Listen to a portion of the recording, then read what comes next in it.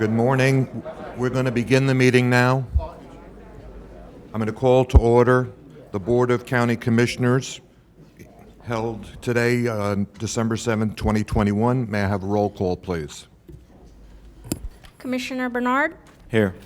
Commissioner Kerner, Commissioner Marino, Here. Commissioner McKinley. Here.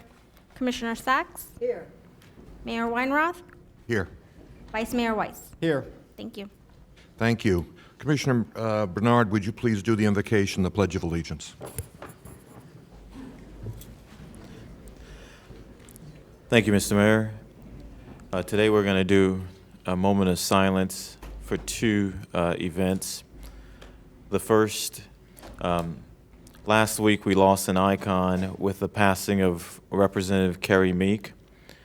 She was the first black woman to serve in the Florida Senate, among the first black Floridians elected to Congress since the Reconstruction era, and the first black professor, associate dean, and assistant to the VP at Miami-Dade College. My deepest sympathies to her families, friends, and constituents. The second will be, today, the United States will mark the 80th anniversary of the Japanese attack on the United States Naval Base in Pearl Harbor, Hawaii today. They attacked on December 7th, 1941, shook a country that had been so focused on World War II in Europe that it had lost its sight of the threat posed by Japan. The attack killed 2,390 Americans, and the United States declared war on Japan the next day. Yesterday evening, a memorial ceremony was held at Pearl Harbor to honor the 58 servicemen who died aboard battleship USS Utah, the first ship hit in the attack. Please join me in the moment of silence, please.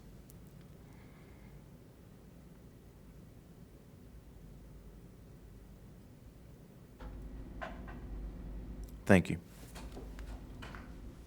Allegiance to the flag of the United States of America and to the republic for which it stands, one nation, under God, indivisible, with liberty and justice for all. Thank you, Commissioner Bernard. And that was indeed a day of infamy. We're now going to move to the approval of the agenda. Do we have any additions, deletions, or substitutions?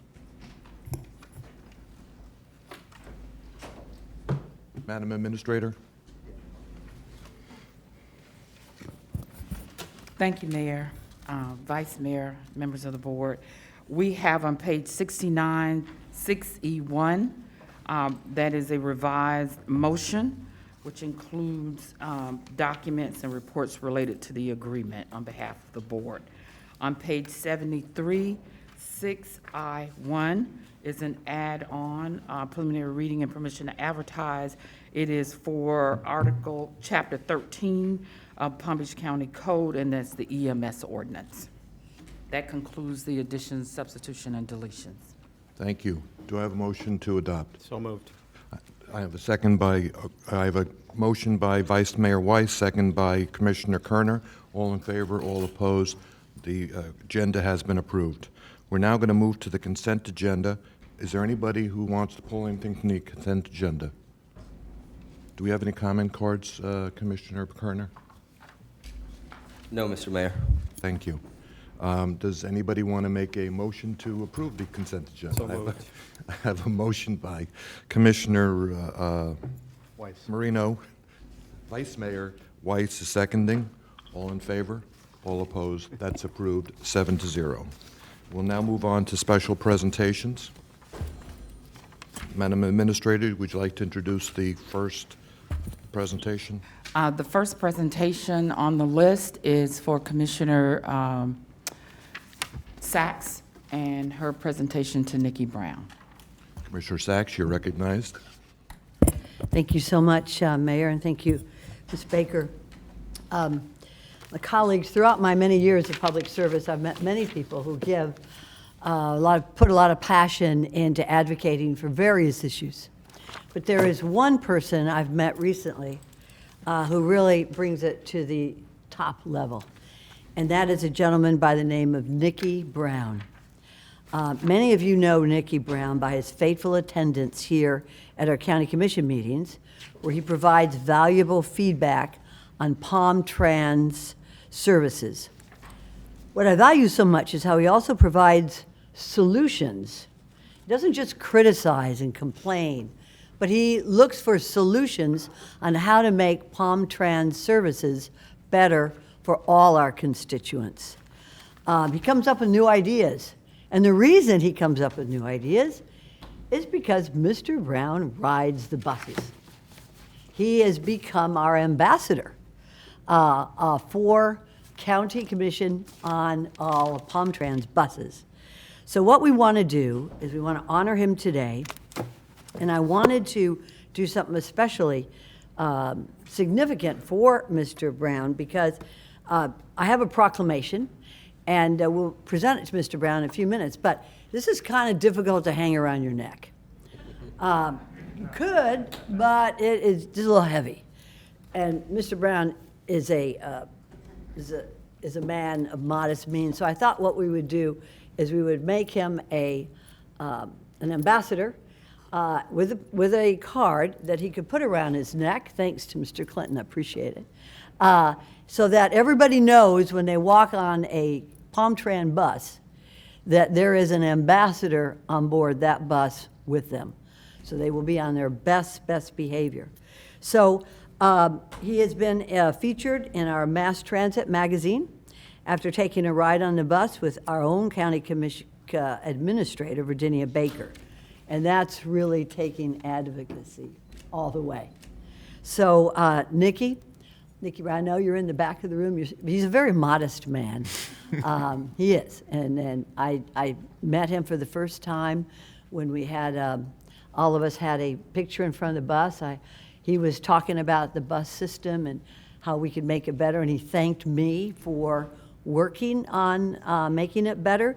So Nicky, your dedication to approving our public transportation here is admirable. You are higher than a public official because you are an ambassador, which is sort of a lifetime achievement award. So if you could come on up, I'd like to present you with this proclamation declaring you as a transit ambassador, and you also get a free 31-day bus pass, although I do know you are welcome on our buses at any time. And I think we have Mr. Clinton here as well. If you could come on up, sir, because, you know, our buses only run as well as a hierarchy, and we have a wonderful dedicated group of people who run our public transportation system. As a young girl who rode the buses in Detroit, I never knew, maybe we had an ambassador there, but it gives me great pleasure, Mr. Nicky Brown, to present you with this proclamation as well as a badge, so everybody knows that there is an ambassador riding our Palm Trans buses. Thank you, sir.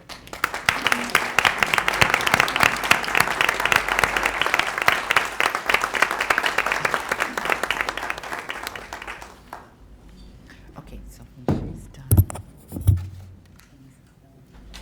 Congratulations. Oh, my God. Congratulations. That you worry. Can we get everybody in? Right. Got everybody? Big smiles, 1, 2, 3.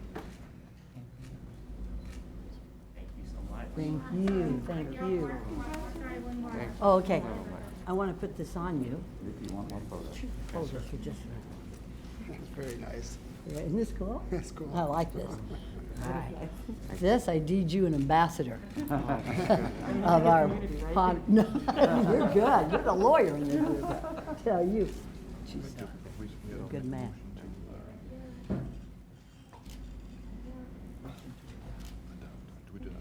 Thank you, sir. Thank you. Congratulations. Keep up the good work. Keep an eye on everybody on the bus. Okay? Thank you.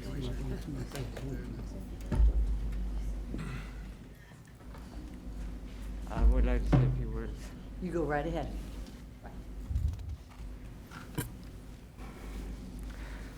Well, oh, guys, I really appreciate this, you know. And I'll tell you one thing, that you guys have really worked with me. And I've gone through a lot of stuff, and I've had to deal with a lot of ups and downs. And just everything. I mean, I'm just so honored for this. And this, it shows me that you really appreciate what I do. And you guys see what I've been doing. And I you know, I will not stop fighting for all those that, you know, I see the need. I know for one thing, I have, with the pandemic has really caused a lot of problems, and I've seen where, and I just don't want to, I want you guys to know one thing, and I want the commission in one thing.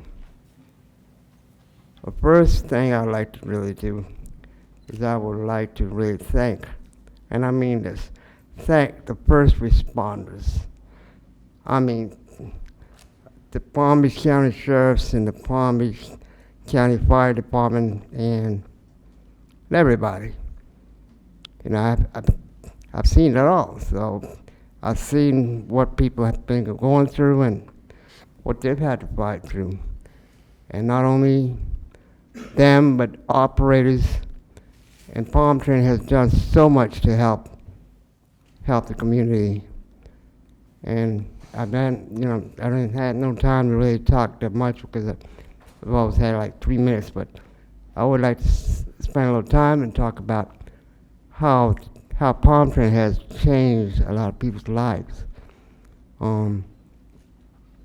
The holiday hours have really picked up, and people have now started to realize that Palm Trend is there, and Palm Trend will always be there. And just seeing all the changes that have happened, the community, and, you know, we're not going to stop this. And one thing I do want to emphasize, which I talked with Mr. Forbes about, is we would like to get this, not just Palm Beach County, we would like to get all 3 counties in South Florida where you can ride a bus of any county and take the Tri-Rail, and we'd like to combine all that into one pass every month that people could use and go either from Palm Beach to Dade County, Broward County, Tri-Rail with one pass. And we'll call that the Tri-County Pass. And I want you guys to think about this because I believe Broward is the only one that's you know, has to figure this out. But I know Dade County has no problem with this, but we'd like to change Yes. the way of transportation in South Florida and make the state the first state in the whole entire country that would have such a thing. I'd like to change this, and with God willing, I know we're gonna get this done. So thank you very much, everybody, and I hope we can continue doing the best I can. Thank you. Thank you, Mr. Brown. We certainly appreciate that. Palm Tran is there to provide access, opportunity for everyone safely, efficiently, and courteously, and I think you demonstrate that we are doing that job right now. Okay, Madam Administrator, I know you have a nice presentation on service awards. Would you please take it away? Thank you, Mayor. Mr. Brown, thank you for your service, and I know that I still owe you a ride on Route 1, so we're going to make that happen as well. But this morning, I am humbled and honored to be a part of this Palm Beach County tradition, recognizing and complimenting our peers, the long-serving staff members in the public sector.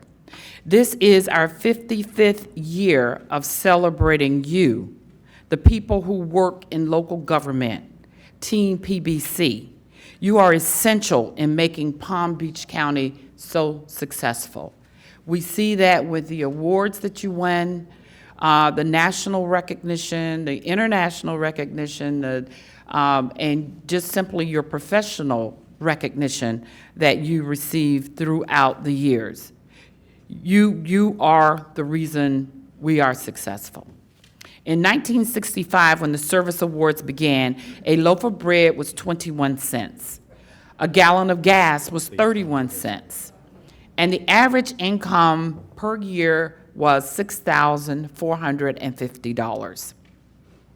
Palm Beach County in 1965 had about 850 employees, a county population of 288,500 residents. Today, we have 6,800 positions and a population of approximately 1.5 million residents. Many things have changed in the last 55 years, including the enormous number of people that have moved to the best place to live, work, and play, Palm Beach County, better known as Paradise. We want to recognize the great employees who have chosen to be public servants and valuable members of Team PBC for 20, 25, 30, 35, 40, and one and only 50-plus year employee, Michael Ihora. The pandemic limits the number of people we can have inside the commission chambers. We are practicing safe distancing, which means we are fortunate to have some of the employees with 40 or more years service with Team PBC in person, along with our Board of County Commissioners. I'd like to call up at this time our employees that are 40 years or more. That is Russ White with FDO, and Denise Parker, Planning, Zoning, and Building, Natalie Macon with Youth Services. Unable to attend the service today is Nancy Pinbertha of Palm Tran and Michael Ihora of Engineering. We did recognize Mr. Ihora as a part of our award ceremony earlier. He was the person when we started to have all of the storms hit us time and time again. He led the engineering traffic area in repairing our traffic signals. We didn't have to send them out. He actually worked along with his staff in putting those signals back together. Those are the dedicated employees that we have working here in Palm Beach County. However, you can just imagine the changes and stories they could tell. All of the work through the hurricanes, as I just talked about, election challenges, technology advances, the ups and downs of the budget. Nearly 2 years in, we are managing this worldwide pandemic at a local level. We have laughed, we have cried together, and we look at the accomplishments and are very proud. There are 867 employees celebrating 5 to 50 years working for the county, adding up to 12,295 cumulative years of service. One of the unique characteristics of Palm Beach County is that so many of our employees work with us for decades. Hard work, dedication, and years of experience are what makes Team PBC so exceptional and the envy of our peers throughout the country. I'd like to ask the board to recognize and accept. We're going to have staff come through. They like to shake your hands and thank you for your leadership. And after that, then we will roll the video with all of the other employees that are 20 years or more.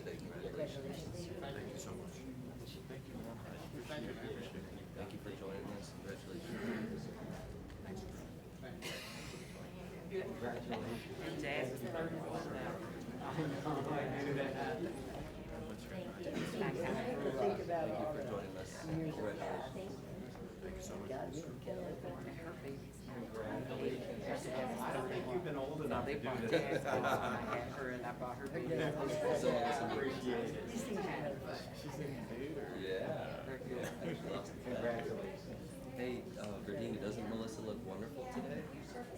Oh, I know, I Orange know. and blue? I almost puked. Oh my God, you really look stunning. Okay, we can. We can sit down and get back to work. Okay, you can roll the video now.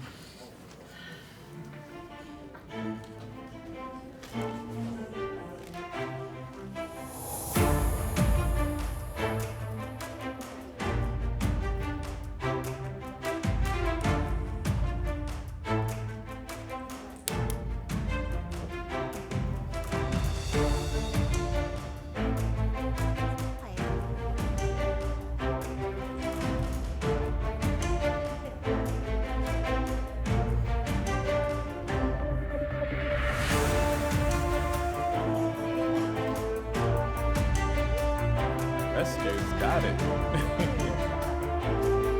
Don't leave there. I know. Too much money. Oh, Serrano's been here for 20 years?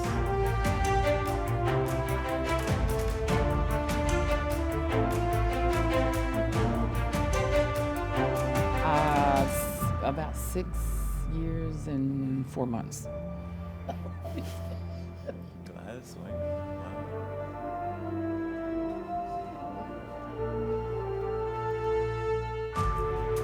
County employee, 34.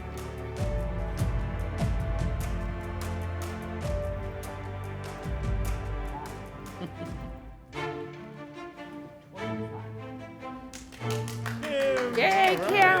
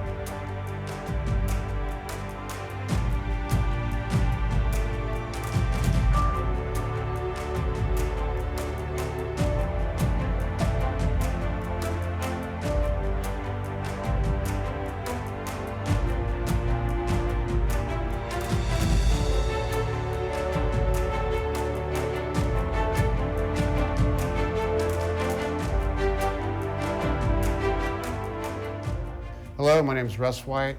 I work for Palm Beach County Fleet Management for 40 years. Go Team PBC.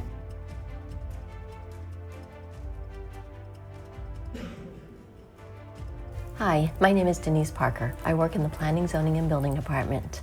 I have been with Palm Beach County for 40 years. I am Team PBC. Hello, my name is Natalie Macomb. I am the coordinator for the Youth Services Department in the South County office. I have been with the county for 41 years. I am Team PBC.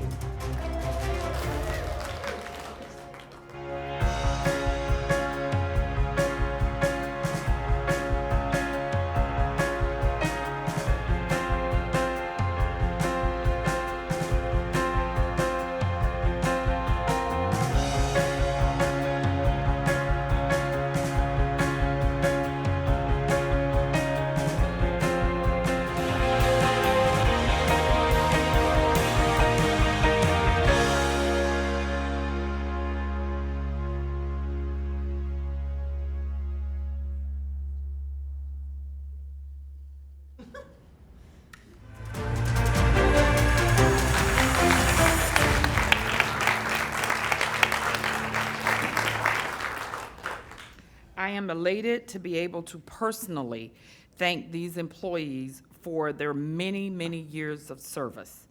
As I look back on my own years of service with this organization, it has been truly a pleasure to be a part of the outstanding team, PBC. We all get to live, work, and play in paradise. So staff, continue with the hard, dedicated work.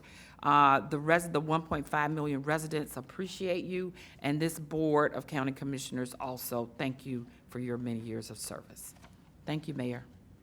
Thank you, County Administrator. This is obviously a great place to work. I can't even think of the number of places I've worked over the last 30 years. So it must be very, very gratifying to be here, and we thank you, each and every one of you, for your service. I'm going to look for a motion to adopt. Moved by Vice Mayor Weiss, seconded by Commissioner Sacks. All in favor, all opposed? It passes 7-0. Okay, we're going to move on into the business now. We're into public hearings. And our first public hearing is on item 5A1. Motion to receive and file proof of I'm publication. sorry, motion to receive and file. Thank you, Commissioner Kerner. I have a motion by Commissioner Kerner, second by Vice Mayor Weiss. All in favor, all opposed? That's been approved, 7-0. Now we move into the order of business. 5A1. We have had a lot of conversation on this. We have public comment? We have one, okay. I'm not sure we need another presentation on this unless anybody on the dais would like one. Commissioner Bernard? Mr. Mayor, I just want, if staff can just go to, like, I think on page 3 of our, like, just to make sure that you've been able to do our November 23rd directions. Mr. Rutter, can you respond to the commissioner? Mayor, good morning. Commissioners, good morning. Yes, we did at your November 23rd permission to advertise meeting, received 2 points of direction, address those in the maps that are before you. These maps reflect all that, did not change our percentages otherwise, and some of the other criteria that were established in the categories were available to answer any questions.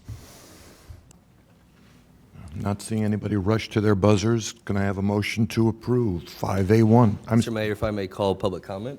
You may. Thank you, Mr. Mayor. We have with us today Mayor Joel Flores from Green Acres, Florida. Mayor Flores, it's always good to see you, and See you, you Mayor. have 3 minutes to let us know your thoughts. Thank you. Thank you, Mayor, commissioners, administrators, and obviously staff who worked very hard on this in a very timely manner. You guys were able to turn this around very, very quickly. It's impressive, the work that your staff put forth. And just here to say thank you for involving us, the public, through the process. We're extremely excited about having the first Hispanic, quote-unquote, Hispanic district here in Palm Beach County. And you guys took the time to get input from the community. I have some the Hispanic community leaders here with me who are very impressed with the work that you guys put forth and how you guys were open to listening to us.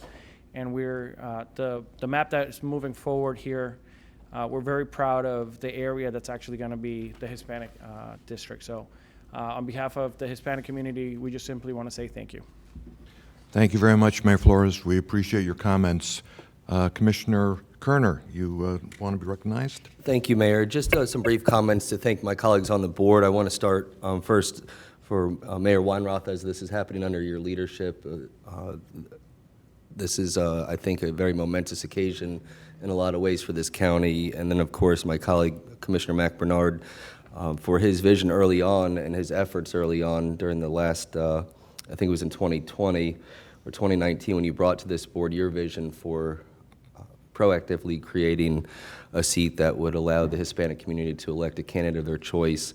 And then, of course, those of us that have served in the legislature or watched the legislature redistrict, or any government entity, unit of government, oftentimes, unfortunately, becomes a very political process, one where elected officials oftentimes put their own interests ahead of the constituents or the community at large. And I'm very much proud of the way that this board managed this process with the help of staff to ensure that we had districts that looked like our community, that allowed those that are in our community to elect their preferred candidates, and that politics or partisan ideology and tactical positions didn't overtake the process. So I hope that our constituents see that this unit of government is very much committed to doing this in a fair, transparent, and effective way, and I think we've accomplished that through this map. And I wanted to thank my colleagues, because it's such a pleasure, it's such a joy, and it gives me a lot of pride to be able to be part of a unit of government that does what the electorate has sent us here to do without injecting our own personal preferences and political ideologies. Thank you, Mayor.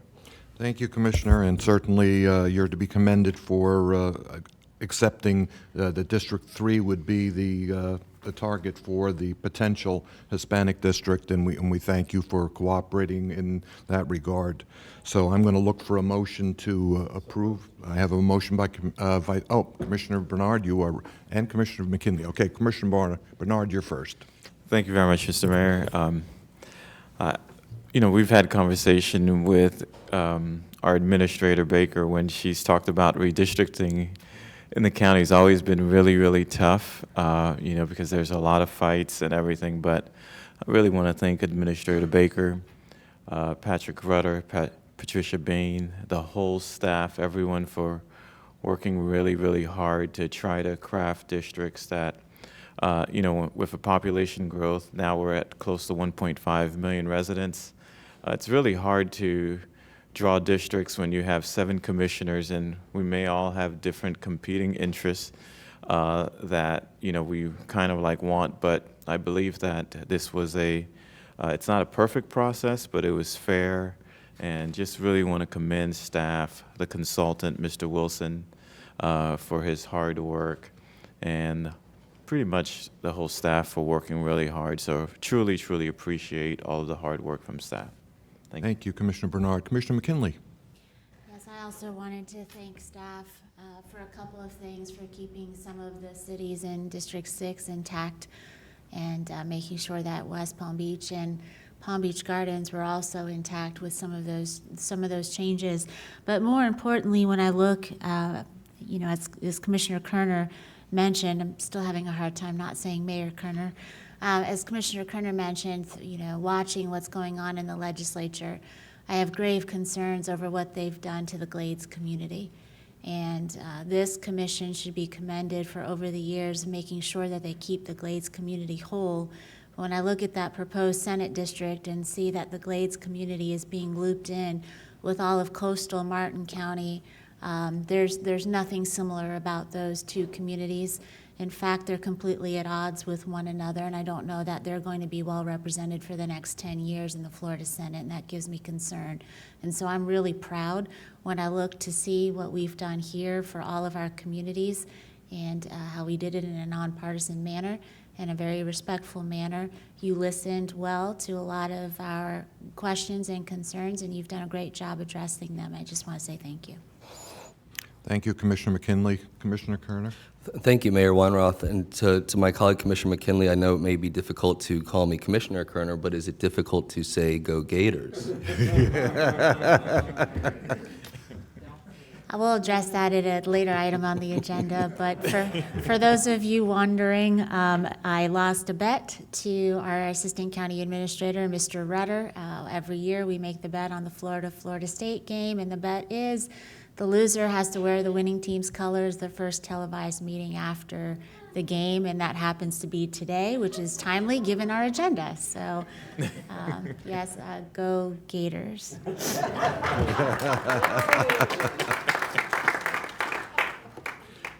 On that note, we have a motion by Commissioner Kerner, second by Vice Mayor Weiss.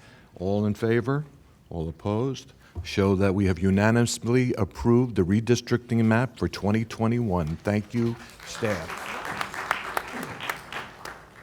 Mayor, I would like to thank the board for your leadership, your patience, your understanding, and just the fun we had. And to definitely give a huge shout out to Patrick, Patricia, Kevin, both Kevins, for all the work, the weekend work, the late night work on drawing these maps and making sure we represented the residents of the county well. Thank you. And it's great to see that Mr. Rudder survived this ordeal.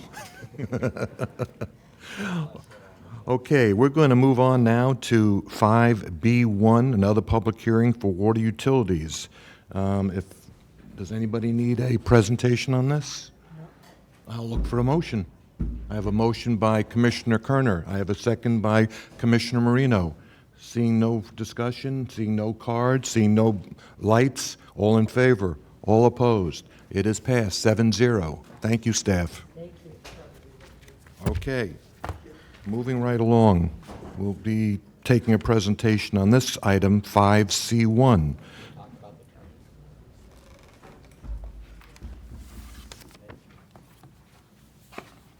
This is the 5-year road program, and so we have our county engineer here, Mr. Ricks.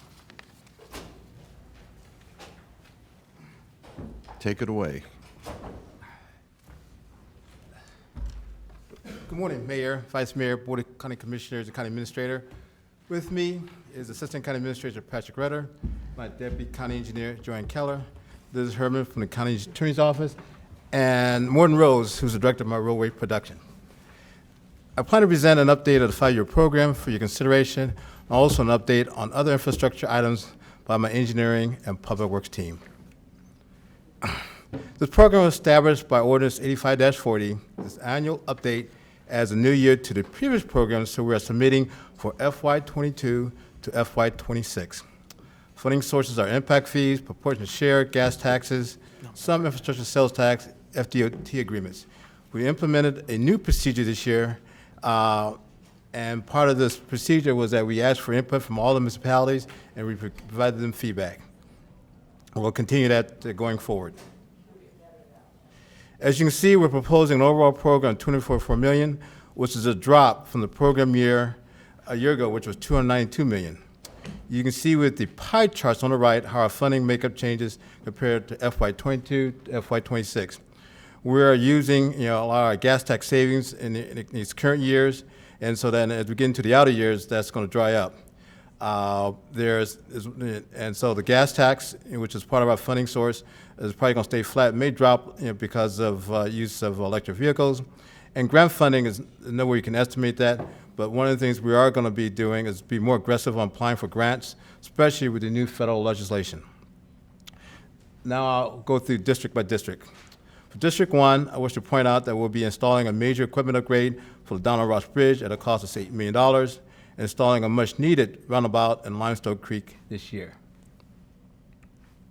For District 2, I'll point out we're doing a $3.8 million bridge replacement at Florida Mango Road and a $6 million buffered bike lane along Lyons-Salisbury. For District 3, I wish to point out that we're doing a couple intersection improvements, one at 10th Avenue, other at Hopaloxa Road.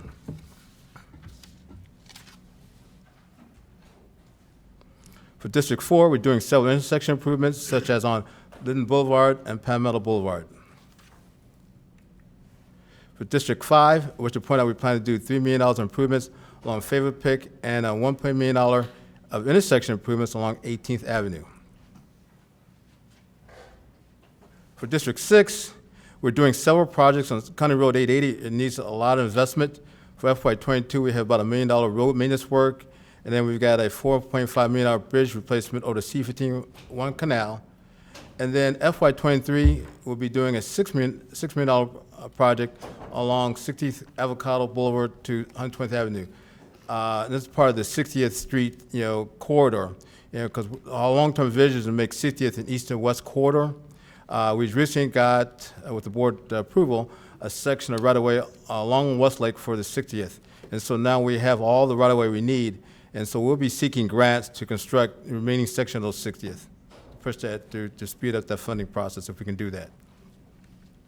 For District 7, I wish to point out that we have a couple of intersection projects for FY22 and a $20.4 million improvement along 40th. I'd like to highlight a couple items that crosses a couple of districts. We'll be conducting a study of the cost and the potential impact of potential widening, this is a planning study, of North Lake to 8 lanes. There are several right-of-way concerns expressed by the community. We expect to have the study started this spring and finished by late summer. We'll be seeking public involvement as part of the study. Here's a list of projects we plan to award in FY22 if everything goes by plan. I wish to go through several initiatives that my team is working on. You can see my team is responsible for a tremendous amount of infrastructure. Some key metrics is that we have 30,500 lane miles and 1,200 intersections that we manage. We recently implemented the flashing yellow light at several locations. It has been a great success. It's now our standard for new installations. We'll be seeking a grant funding to retrofit of our existing signals. We are working with Pond Trans and Fire Rescue Department on a single system that can provide transit system priority for Pond Trans and signal preemption for the fire rescue. We implemented several pedestrian signal initiatives. One of these is retrofitting existing location with audiovisual technology.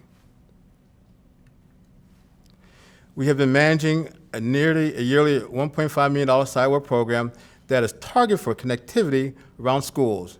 A committee comprising of PBSO, the school, and of course my county team, they worked together to develop recommendation they submitted for BCC approval. I know earlier I mentioned about a bike lane project. Bike lanes have been part of our standard design for major improvements. In terms of major upgrades or retrofitting, we'll be seeking grant funding for future bike lane improvements. Recently, there was a tragic accident on railroad crossing at the B line. As a result of that accident, FDOT upgraded their railroad crossings with improved road markings. We have taken that standard and are now in the process of implementing that upgrading at 15 county crossings. This is a listing of 46 resurfacing projects we completed FY21 with a total value of $18.5 million. This is a listing of 21 resurfacing projects for next year, a total of $20.7 million. This is where I plan. We may do more depending upon how the year progresses. One of the biggest things about ADA and pathway projects, through our road and bridge team, we've done 33 projects for FY21, total value of $780,000. These are more slides of that, what we've done this past year. So for next year, looking at 46 ADA pathway projects for about $2.5 million. Next, we have major bridges. We have over 200 bridges we manage, but we have 8 bascule bridges that we operate. The next 3 slides are projects that we've done in terms of bridge safety projects.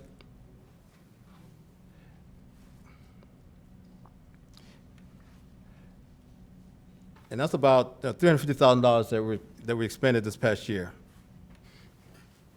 So FY22, we're still continuing on with our program in terms of bridge safety. We've got several projects, almost $2 million that we're programming to execute.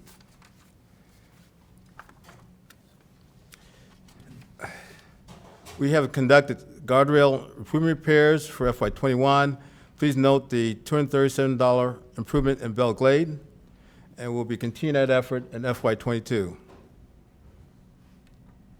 Now, with the support of the Board of County Commissioners, County Administration, we have made a major improvement in equipment and personnel for stormwater effort. We now have a 16-person crew and 3 new vehicles for a total of 11 for the program. Starting this past year, we started a stormwater mapping process. This is a multi-year effort. We've been working with the stormwater managers, Jeremy, in terms of helping implementing that program. And the overall vision and planning effort that you can see in terms of where we plan, this is a multi-year effort. But we're on track in terms, especially also working with Archie and his team in terms of implementing that, upgrading into our GIS database, so that eventually we can pull up on hopefully on a single tablet, all of our stormwater locations if we have an incident. That's it, is it, Mayor? Thank you, Mr. Ricks. Okay, we're going to open it for conversation and discussion. Commissioner Sacks, you're up. Thank you very much, Mayor. I'd like to commend you, Mr. Ricks, and your team, as well as personally Mr. Elturk, for the work that you all have done on your projects.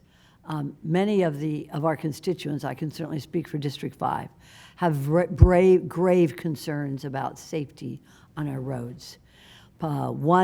Two actually specifically, is the idea of barricades. Is a big deal. And it seems small in comparison to some of the other issues we tackle, but to our constituents, it's a very big deal, especially to our elderly constituents. The second is protection of bicyclists. And I think this puts us, let me put it this way, on par with European countries to protect our bicyclists by putting those new types of roadways for bicyclists and pedestrians that separates them from vehicular traffic.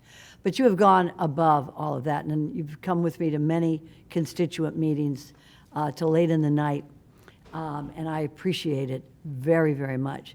So, Mr. Mayor, I just want to commend Mr. Ricks and his team for stepping up and doing such good work on our roads. And Thank you, Commissioner Thank you. Sacks.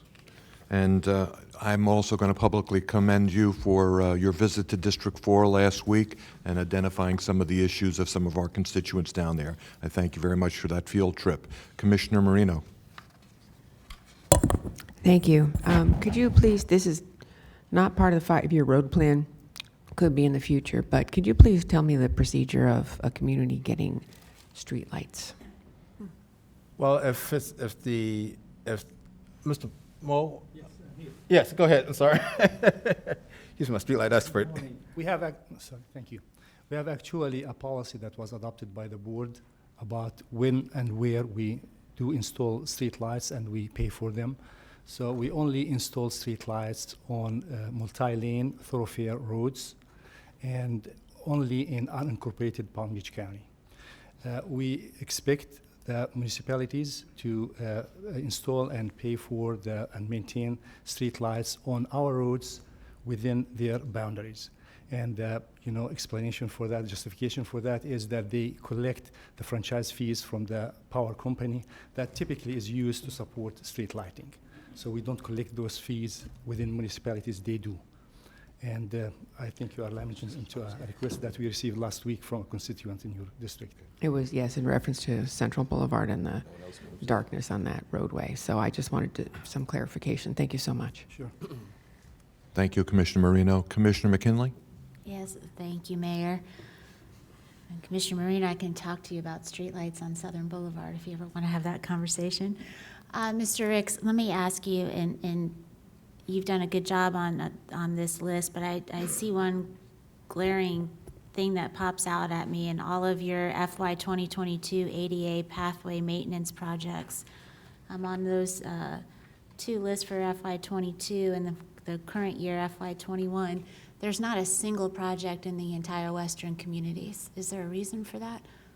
I'll take a look at that. I'll take a look at that. Okay, I wasn't sure if they've completed their pathway projects or if we've just left them out. Well, I'm not sure there was no intent, but I'll double check on that.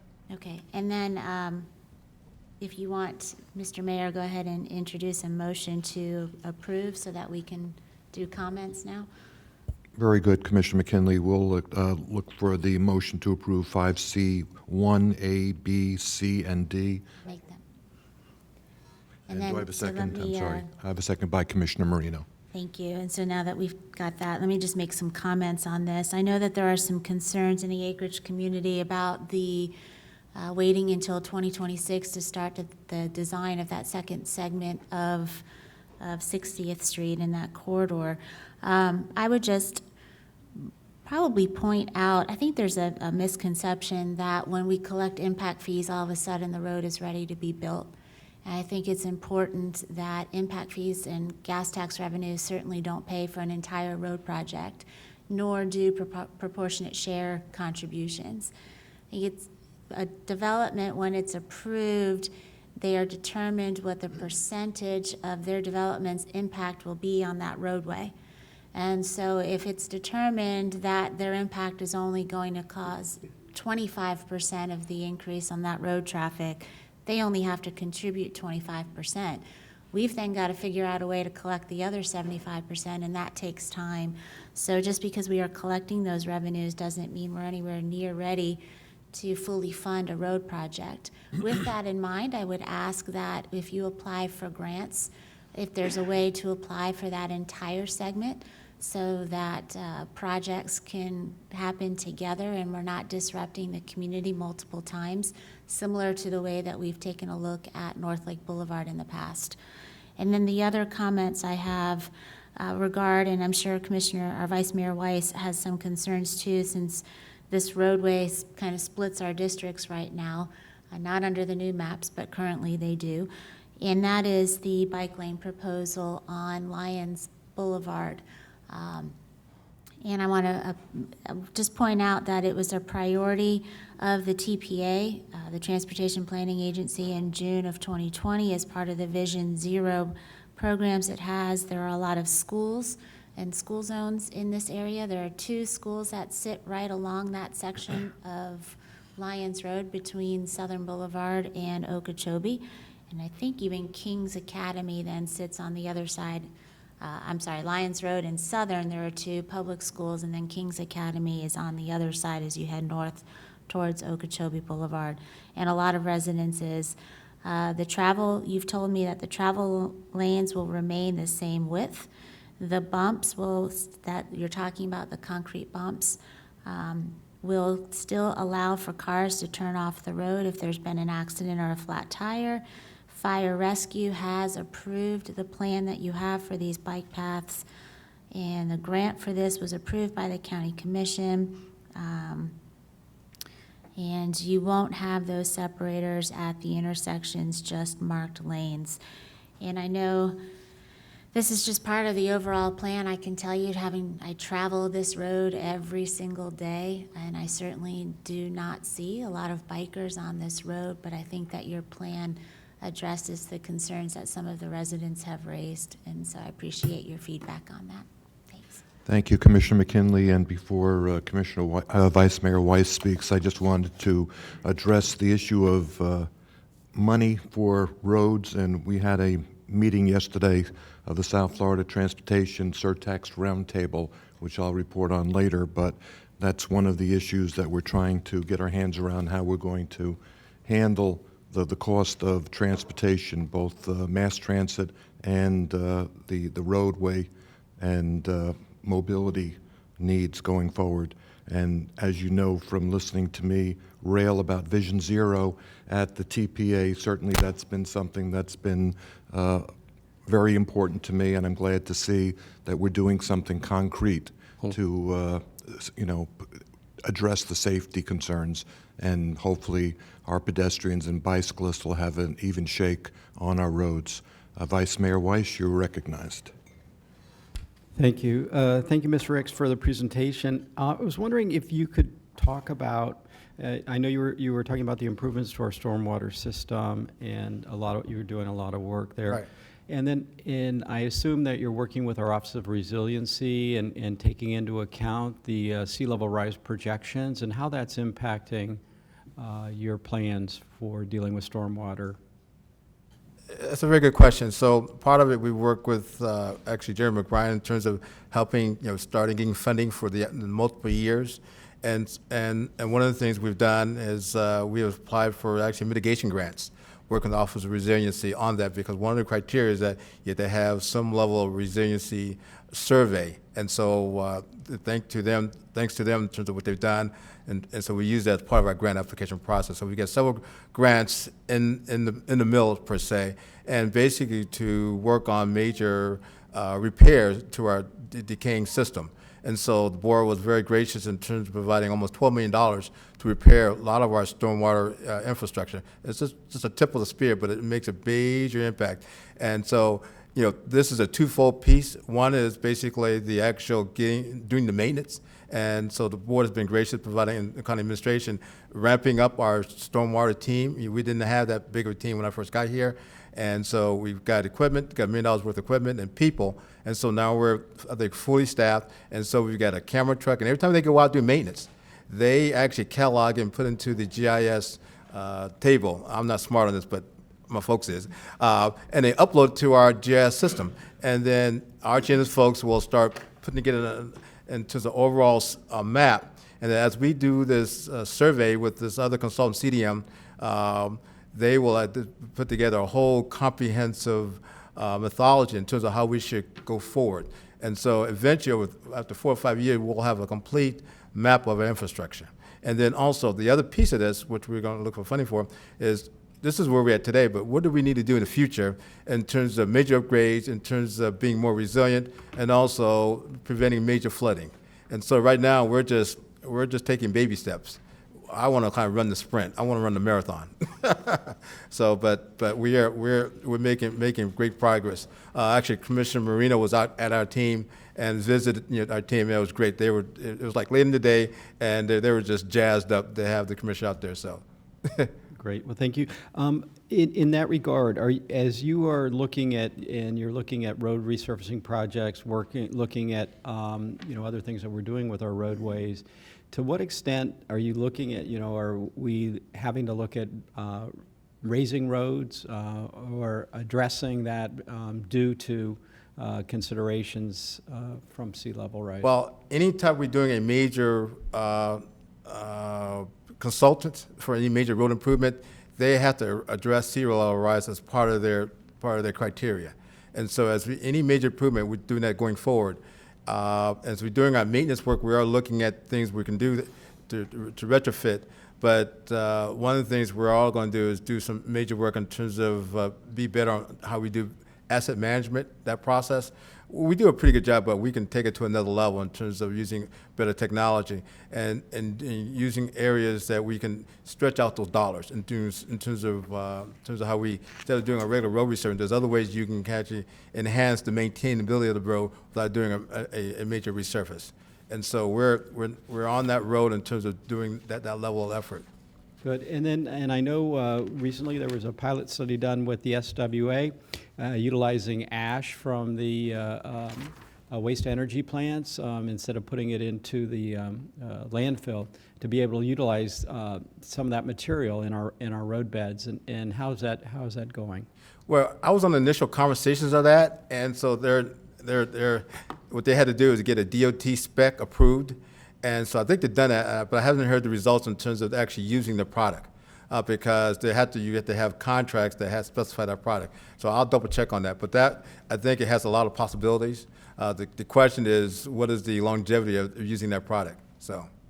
Right. Well, I'm glad to hear that, as you're working on our road system and our stormwater system, you're looking, to the future and the impacts that potentially you're going to be facing, and trying to build that in so that we're not having to reinvest, if you will, for projects, knowing the data that we have in front of us and the work that's being done.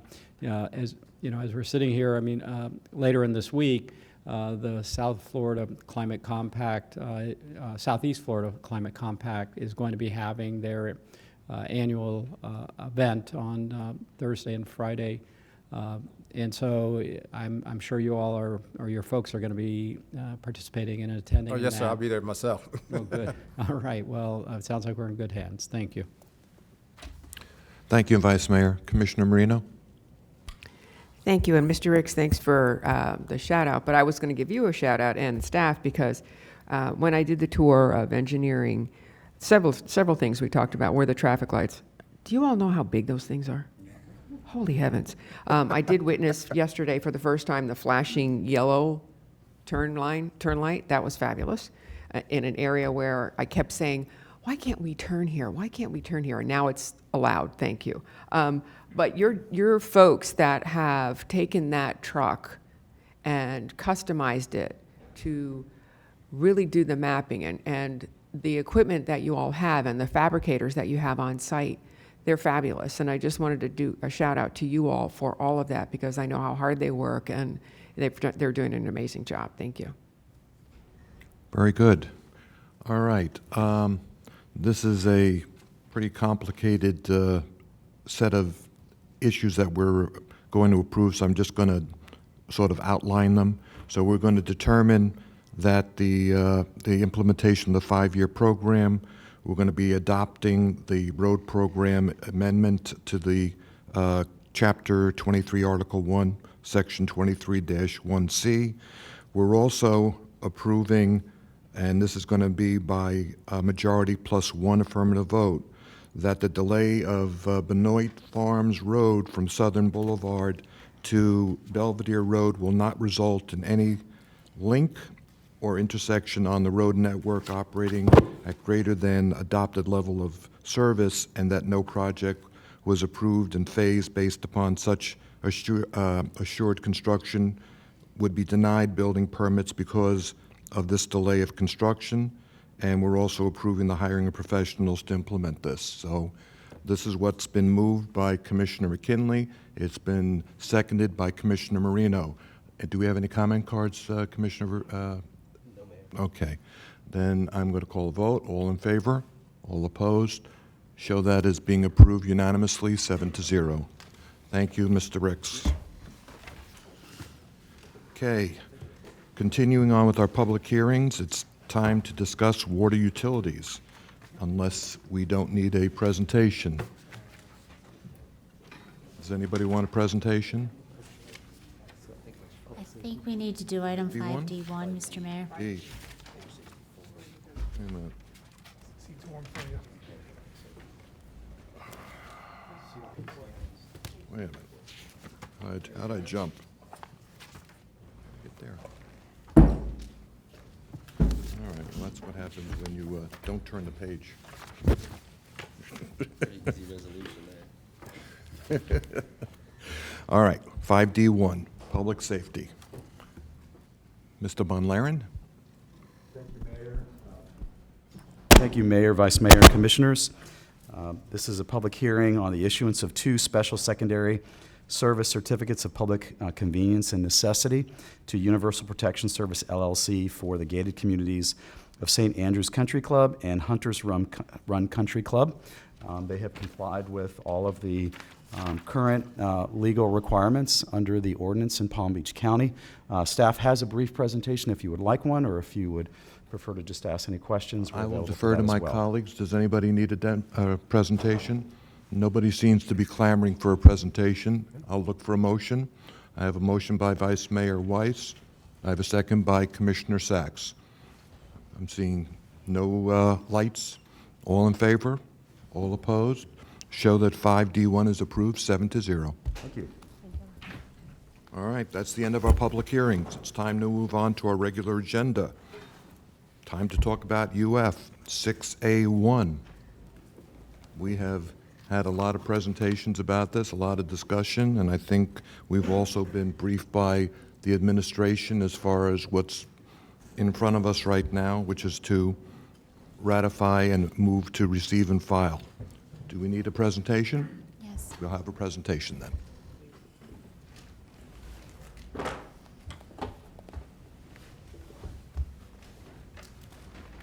are going to fall. Yes, thank you, ma'am. Thank you.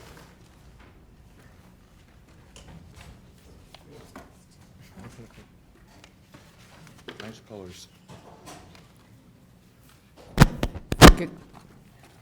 Okay, we're gonna have to revoke your Good morning, Mayor, Vice Mayor, Commissioners. It's Sami Ayala, Director of Facilities Development and Operations. With me here today is Purvi Bogaida, Director of FDO's Property and Real Estate Management Division, and Howard Falcon from the County Attorney's Office. Before proceeding with the item at hand, we would like to highlight item 3H1, which was approved by the board as part of today's consent agenda, and which provided for approval of a resolution requesting the University of Florida and the State of Florida Department of Environmental Protection Division of State Lands sublease a state-owned 2-acre parcel adjacent to Mounds Botanical Garden and commonly known as the Department of Highway Safety and Motor Vehicles Building.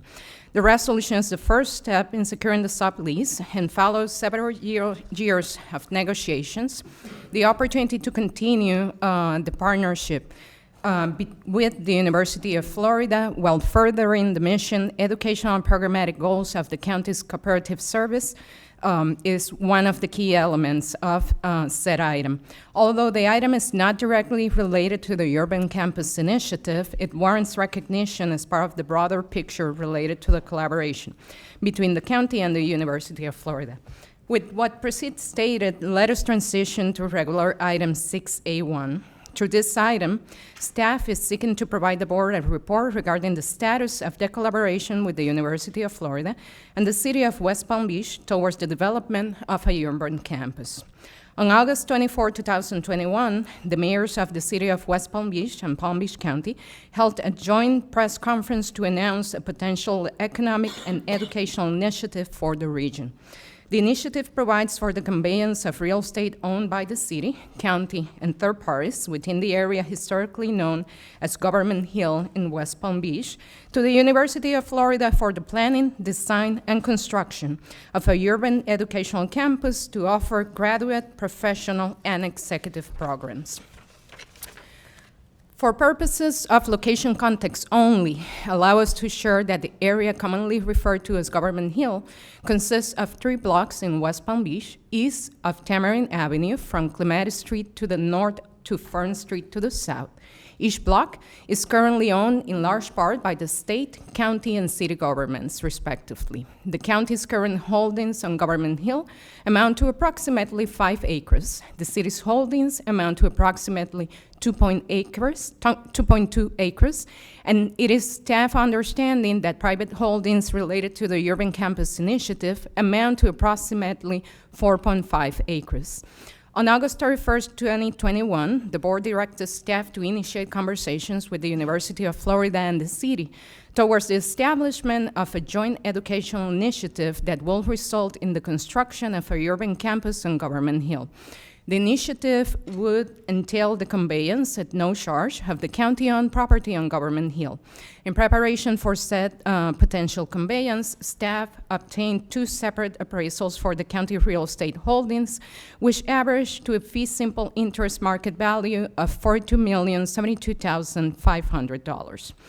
Consistent with the board's direction, staff engaged in conversations with the University of Florida towards the development of a term sheet for the conveyance agreements that will, at a minimum, provide for reversionary rights, use restrictions for educational purposes only, closing costs to be borne by UF, and development timeline for the overall campus.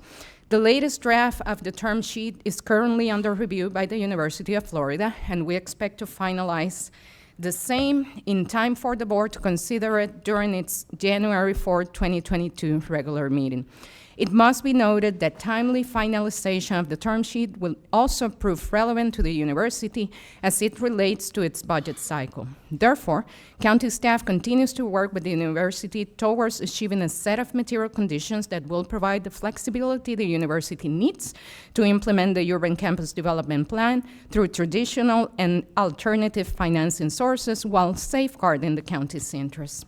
The county's real estate holdings on Government Hill continue to support the county's Community Services Department. Therefore, A full understanding of the programmatic and capital plan proposed for the urban campus is a required condition precedent for staff to effectively delineate the next steps related to the timely construction of the Community Services Department replacement building. The new building is to be located at the county's 45th Street complex at the southeast corner of 45th Street and Australian Avenue in the city of West Palm Beach. Funding for which is approved under the Infrastructure Sales Tax Project Plan starting in fiscal year 2025. Once the University of Florida finalizes its programmatic and capital plan for the urban campus, staff will submit to the board a revised schedule for design and construction of the Community Services Department's replacement building. Concurrently with the work towards finalizing the term sheet and while the university drafts the urban campus master plan, county staff has engaged in conversations with city staff to discuss the feasibility of permitting the Community Services Department replacement building at the 45th Street complex.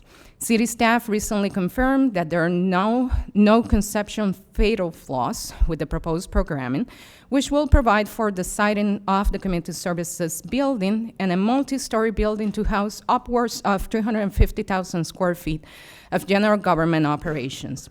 City staff has advised as well that the next step will be for the county to proceed with master planning of the 45th Street complex property. All this considered, county staff will continue to work with the university representatives to finalize the term sheet for consideration by the board during its January 4, 2022 meeting. At that time, county staff will provide the board a recommendation for expediting the design and construction of the Community Services Replacement Building and for master planning the 45th Street complex.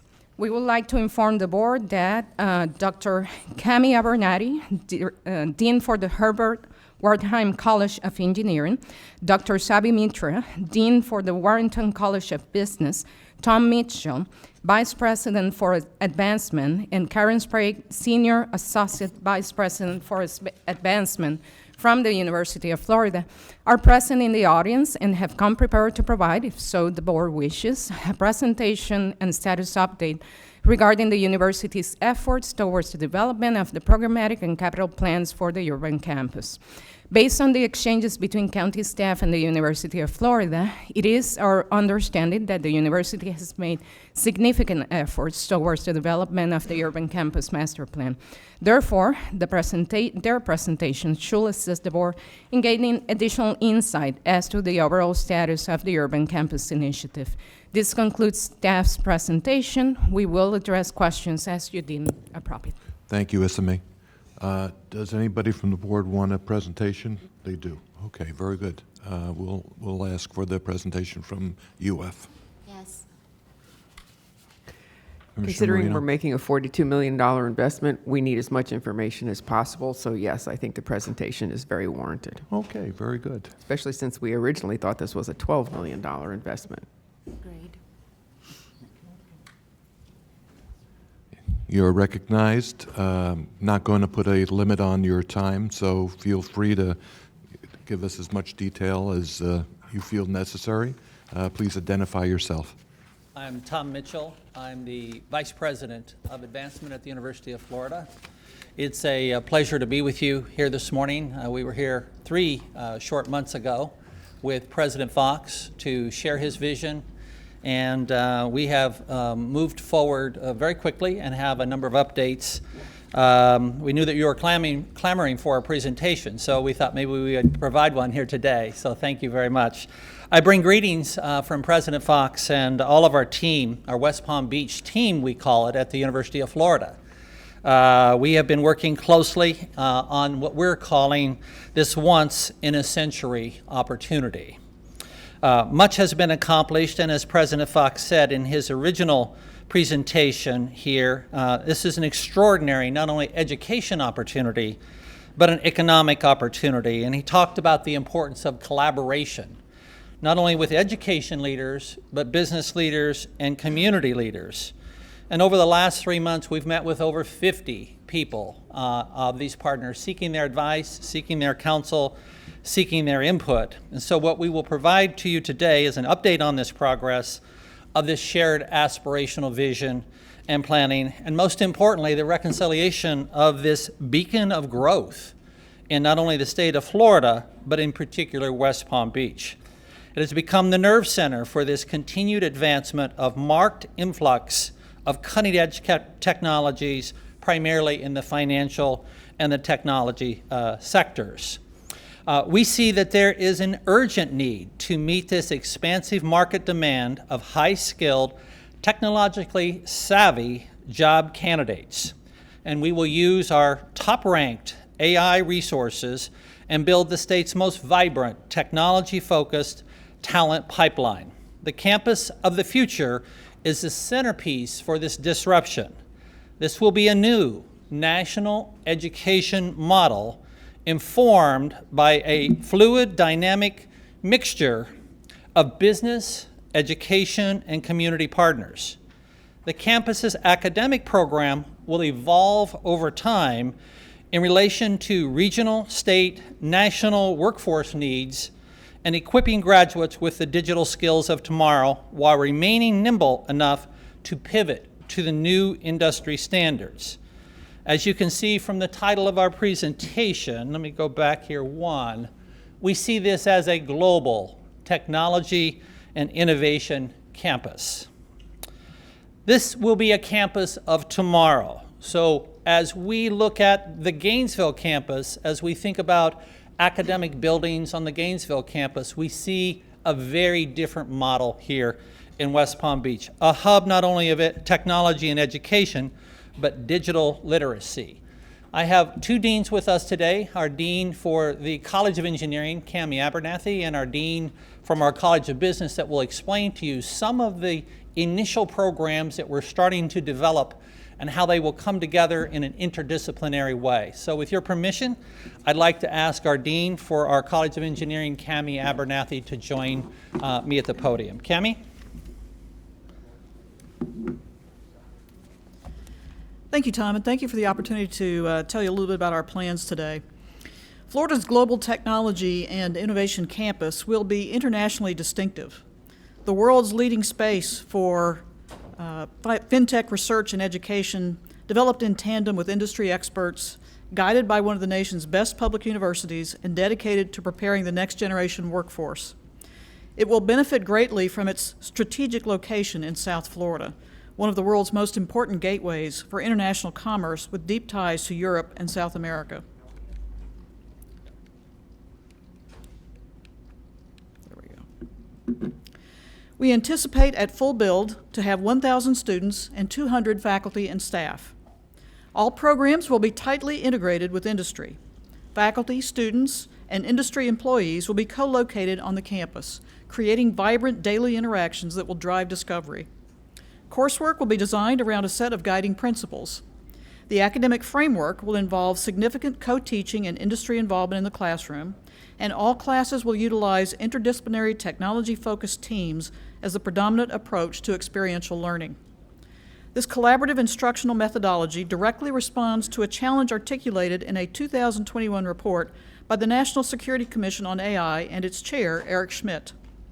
The study indicates that the U.S. requires collaboration between higher education, federal and private sector partners in order to win the global technology competition, boost our collective readiness in response to cyber warfare, and remain the global superpower for AI and data science.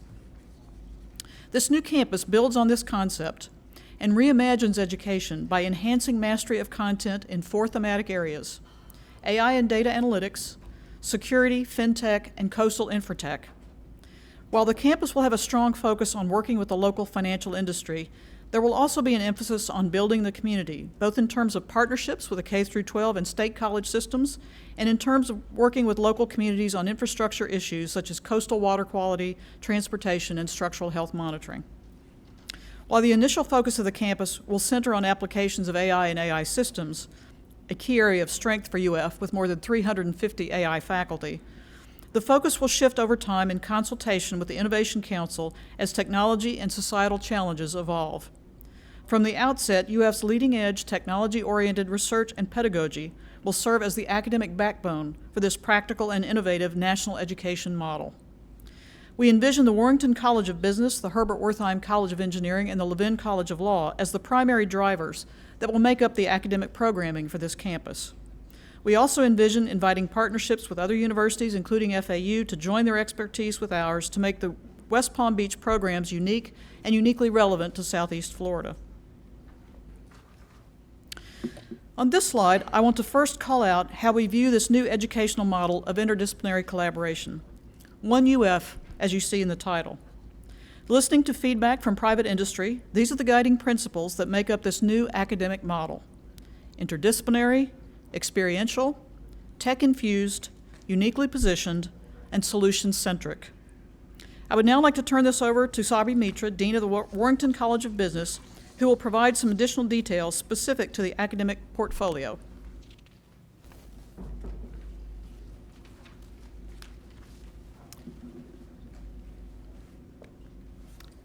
Thank you very much, Cami, and I really appreciate the opportunity. I'm Sabi Mitra, Dean of the Warrington College of Business. First of all, on behalf of the Warrington College of Business, the Wertheim College of Engineering, the Levin College of Law, and all of UF, I wanted to share our collective excitement and enthusiasm about the possibility of a West Palm Beach campus for UF. We truly believe that the initiative will be transformative for both UF and for the South Florida region, and will act as a catalyst to bring more businesses to the state of Florida and the region as well.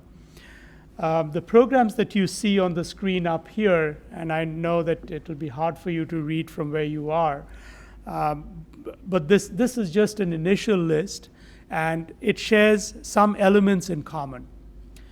First of all, as Dean Abernathy, as Cami mentioned, almost every program that you see on the screen will have multiple colleges involved, with one of the colleges designated as a lead for the program.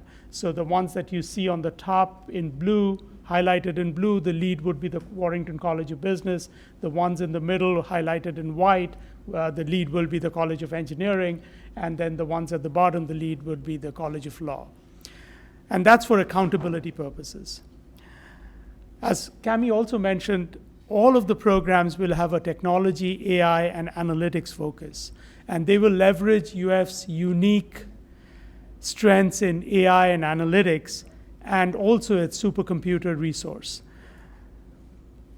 We believe that this focus will create unique programs that are very different from what we even offer on our Gainesville campus, and also unique across the state. Also, many of the programs that you see on the screen will be geared towards working professionals. And we believe that that will increase the attractiveness of West Palm Beach as a location to live, work, and learn.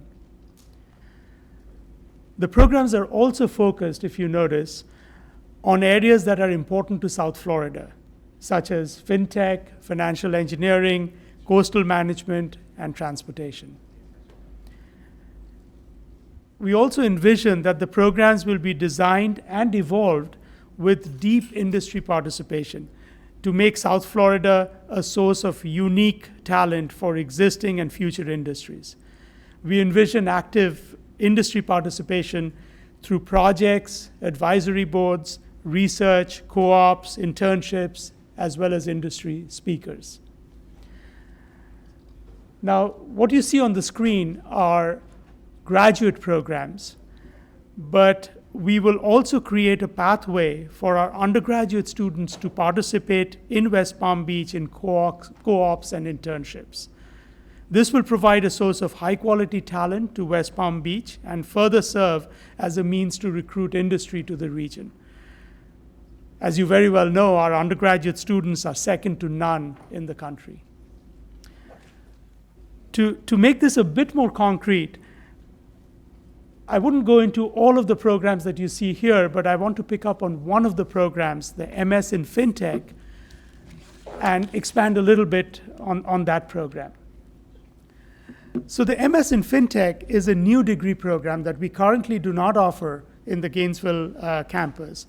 And this program will be housed in West Palm Beach.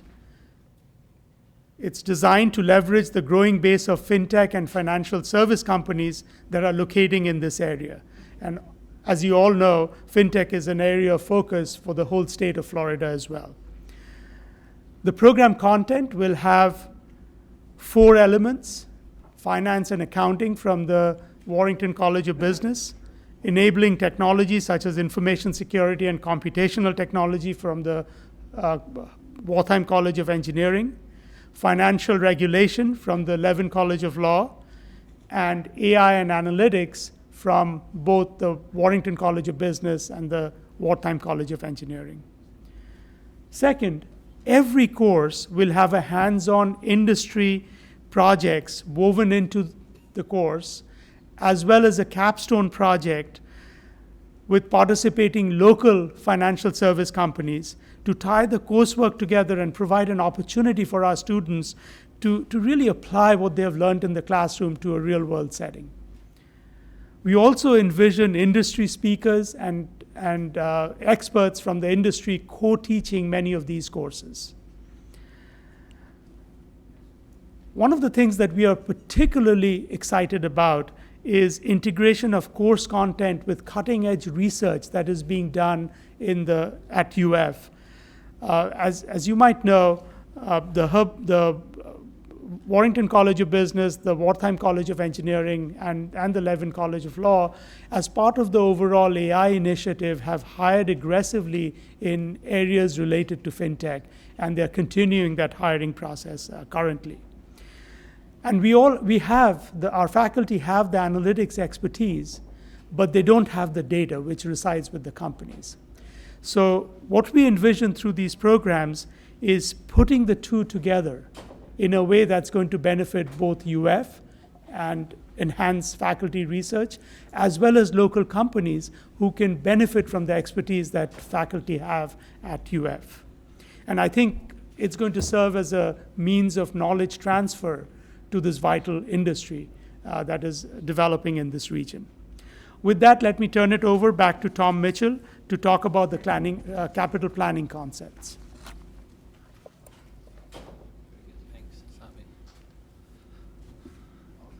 So now I think you have a pretty good feel of the academic portion of the program that we're thinking primarily driven by business, engineering, and law. And we have many other colleges that would like to participate as we move forward, but those 3 colleges will serve as the anchors.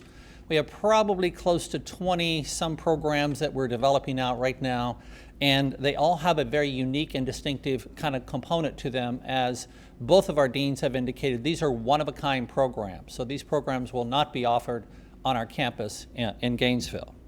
I'd like to take now just a couple moments, if I could, and talk a bit about the initial capital planning portion of what we've been thinking about. We've spent a fair bit of time at looking at kind of unique and innovative practices across the country. So we looked at MIT in Kendall Square, if you're familiar with that project. And we also looked at the Texas Medical Center in Houston, both very innovative and creative, brand new campuses that are being developed today.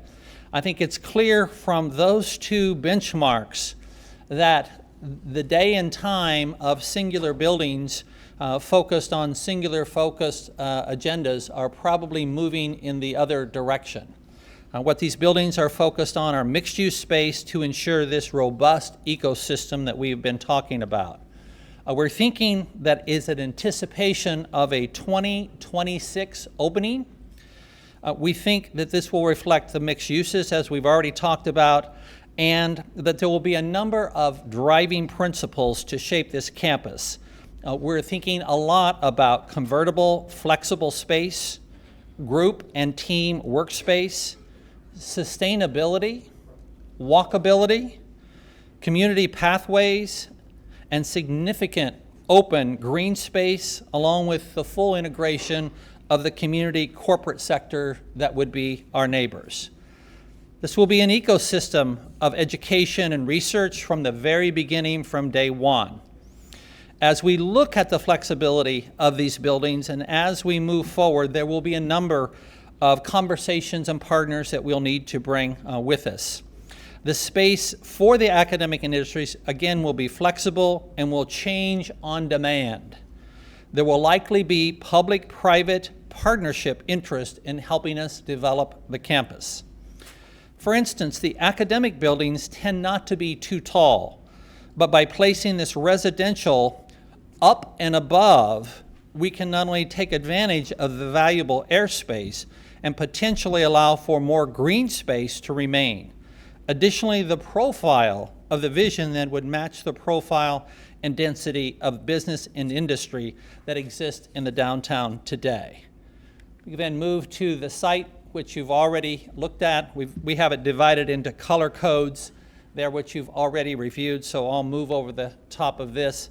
This gives you an example of what phase one might look like. It represents a concept. Again, I use the word might look like, as these are only concepts and ideas, but as you will see on this slide, we're thinking about 165,000 gross square feet, roughly speaking, for academic and industry partnerships with a residential component on top. Clearly, this will change over time as we continue to plan, but wanted to at least show you some of our original thinking. We're using the Manfredi Group out of Boston, who did the master plan for the University of Florida's main campus and has worked with us on a number of projects. We thought it would be fun also to show you at least an initial look at what a full build-out might look like. So as you can see here, again, these are slides do not represent the exactness of the parcel of land. This just shows you an aerial view of what might become a focal point in the greater West Palm Beach campus. Let me then move to the partners, and we've already talked a lot about these partnerships, but we've listed a number of them here, seeking the advice, the counsel, the direction of all of these individuals as we've moved forward. I mentioned earlier that we have a West Palm Beach team. So our provost, Joe Glover, is leading a team of academic leaders on our campus. Our chief operating officer, Charlie Lane, is leading the capital piece of this. Our chief financial officer, Chris Cowan, is leading the finance and business planning portion. I am leading the fundraising portion of the project, and Nancy Payton, our vice president for communications and marketing, is leading the branding piece as we move forward. This steering group meets every other week, and then we have major meetings with multiple staff people during the course of the week to take care of all of the details. We have routinely kept our Board of Trustees advised along with the Board of Governors through this process. So as we move forward, we're very pleased to report that our fundraising has been accelerated in less than 3 months. We have just over $75 million in commitments to help build the campus. So as you can see, much has been accomplished in 3 short months.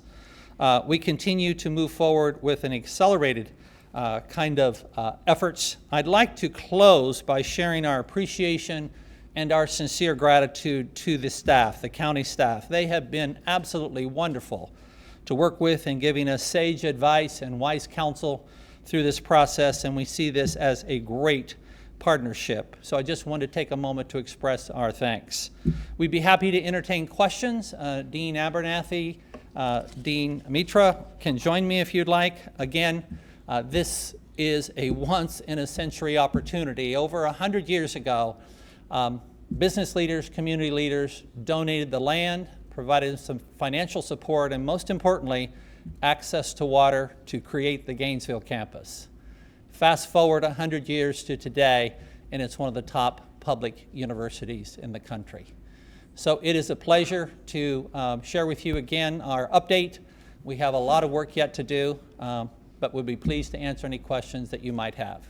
Thank you very much, and I doubt we would be having this conversation if it wasn't for Commissioner Kerner, and so you have the first comments. Thank you, Mayor, and certainly I want to echo the comments made to the professional staff at the county and the city. It's a great reflection on Issa May and her department and the county administrator. I was so delighted and pleased to hear of how well the institutions involved have been working together, so thank you so much for that. And I got to say, this is my first time getting sort of an inside look to what the programmatic vision and curriculum would be, and I'm very much excited. That should come as no surprise to anybody. But when I look at the interdisciplinary programs, the draft of it anyways, we see things like artificial intelligence MBA, professional MBA, the traditional one, if you will, a master's in fintech and analytics, financial engineering, joint programs in the College of Law and Juris Doctor and MBA, LLM in tax, which UF has one of the finest programs, and my colleague to my left is a graduate from the Levin College of Law, both Juris Doctor and LLM in taxation. I think it's number 2 in the nation. But rankings aside, the programmatic vision to me looks like a curriculum for the future. And when I think about the economy and the flavor and vision of Florida, and particularly South Florida, this looks like the type of vision and academic programming that really facilitates the future of the state and our economy and our educational opportunities. It's no surprise that I spoke with President Fox early on, or started that process by calling him, and I had my own vision in mind, but really I wanted to just start a conversation about recruiting the university here. And then I was invited, as we all know, to join the president and his senior leadership team in Gainesville. And during that time period, along with Mayor Keith James, we had an opportunity to spend the day with President Fox, Vice President Mitchell, Vice President Mark Kaplan. But really, and no offense to you, Mr. Mitchell, the most exciting part of my time there was sitting in the meetings and having private conversations with Dean Sabi Mitra and Dean Abernathy. And one of the questions that I wanted to pose to whoever wants to answer it, but I was really inspired by the conversations that I had with Dean Abernathy about putting all of what I just spoke about aside and what's been disclosed here today. One of the things that we spoke about was K through 12 engagement. How does this process extract the value for the younger generation of students and Palm Beach County residents, to include Palm Beach State College and our other cohorts in the county, but particularly K through 12. What type of engagement, what kind of value, what kind of vision do you foresee? Thank you, Commissioner Kerner. I appreciate the opportunity to discuss. That's also a passion of mine as well. Let me just say, one of our goals in our college is to help Florida become one of the leading tech states in the country. So we are very focused on recruiting more industry to the state and growing the industry that we have here. In order to do that, we have to have a robust talent pipeline at multiple levels. Technology is an ecosystem, so it's not just college graduates, but there's also high school graduates. There's opportunities for a whole host of different types of jobs in the tech industry. So we feel the need to, or the opportunity to work with K through 12 and state colleges to make sure that we have that pipeline that will feed industry that's here and that will help us to recruit more industry in the future. So we have already established programs in other parts of the state that we would bring here. For example, we have a program called Gator Engineering at State College, which allows students to begin their journey to becoming an engineer at the state college. They complete their critical tracking there and then automatically move into our program. It's a way to bring more people into engineering and computer science, and it's been very effective at other places in the state. We'd like to bring that here with our new Palm Beach campus. With K through 12 systems, it's very important to, there's multiple ways we can engage with K through 12. One is making sure that students and counselors and teachers understand the opportunities that are there in engineering and computer science and what the students need to do to be prepared for that. The other is to bring some of our research expertise to bear. We have faculty who are national leaders in how to teach science and computer science to K through 12 students. We would love to bring some of that knowledge and that capability to the K through 12 system in West Palm Beach County. We feel like this is a partnership. We have partnerships with Orange County schools, with other state colleges, so we have some programs that we know will work, and we would love to bring them here to make sure that that pipeline is there to serve the needs of industry and to make the community more vibrant. We're particularly focused on students, first-gen students, low-income students, students for whom engineering may not be viewed as a career path, even though they have the talent to do so. So one of our areas of emphasis is in working in schools which are traditionally underrepresented in our college, because we feel like those are a great opportunity for recruiting new talent to our profession. All right, wonderful. And I, you know, as I traveled to Gainesville and had the incredible opportunity to speak directly with you and Sabby, I had Commissioner Weiss on my shoulder, or at least in my mind, about coastal management and all of the effects that climate change and our changing world and environment have, particularly for a coastal community like Palm Beach County and Florida overall. Maybe it should be directed to you or to Sabby or the Vice President, but what types of value can this community expect to see in terms of being on the forefront of coastal management, environmental engineering, and things of that nature? I see that that's a significant portion of the vision for academic programming, but what kind of practical effects do you think we could experience? That's a great question. I'll go ahead and answer since this is engineering, but I'm happy to have Sabby talk about the business aspects as well. We have started, as part of our AI initiative, and we have begun an initiative to bring AI and AI systems technologies more directly to bear on coastal management, not only understanding the problems, but also how to mitigate the problems that come up in the future. We view this campus as a living laboratory, and the technologies that we develop here, we would like to see deployed into the community and work with the community to understand what those technologies need to be. We have a lot of expertise on both the coastal civil environmental engineering as well as AI and AI systems, and we view this as a place where we can fuse these together and work with other universities in the area, with local communities, and make Southeast Florida a showpiece for how you can use these new technologies, the technology of the fourth industrial revolution, to improve the quality of life along a coastline.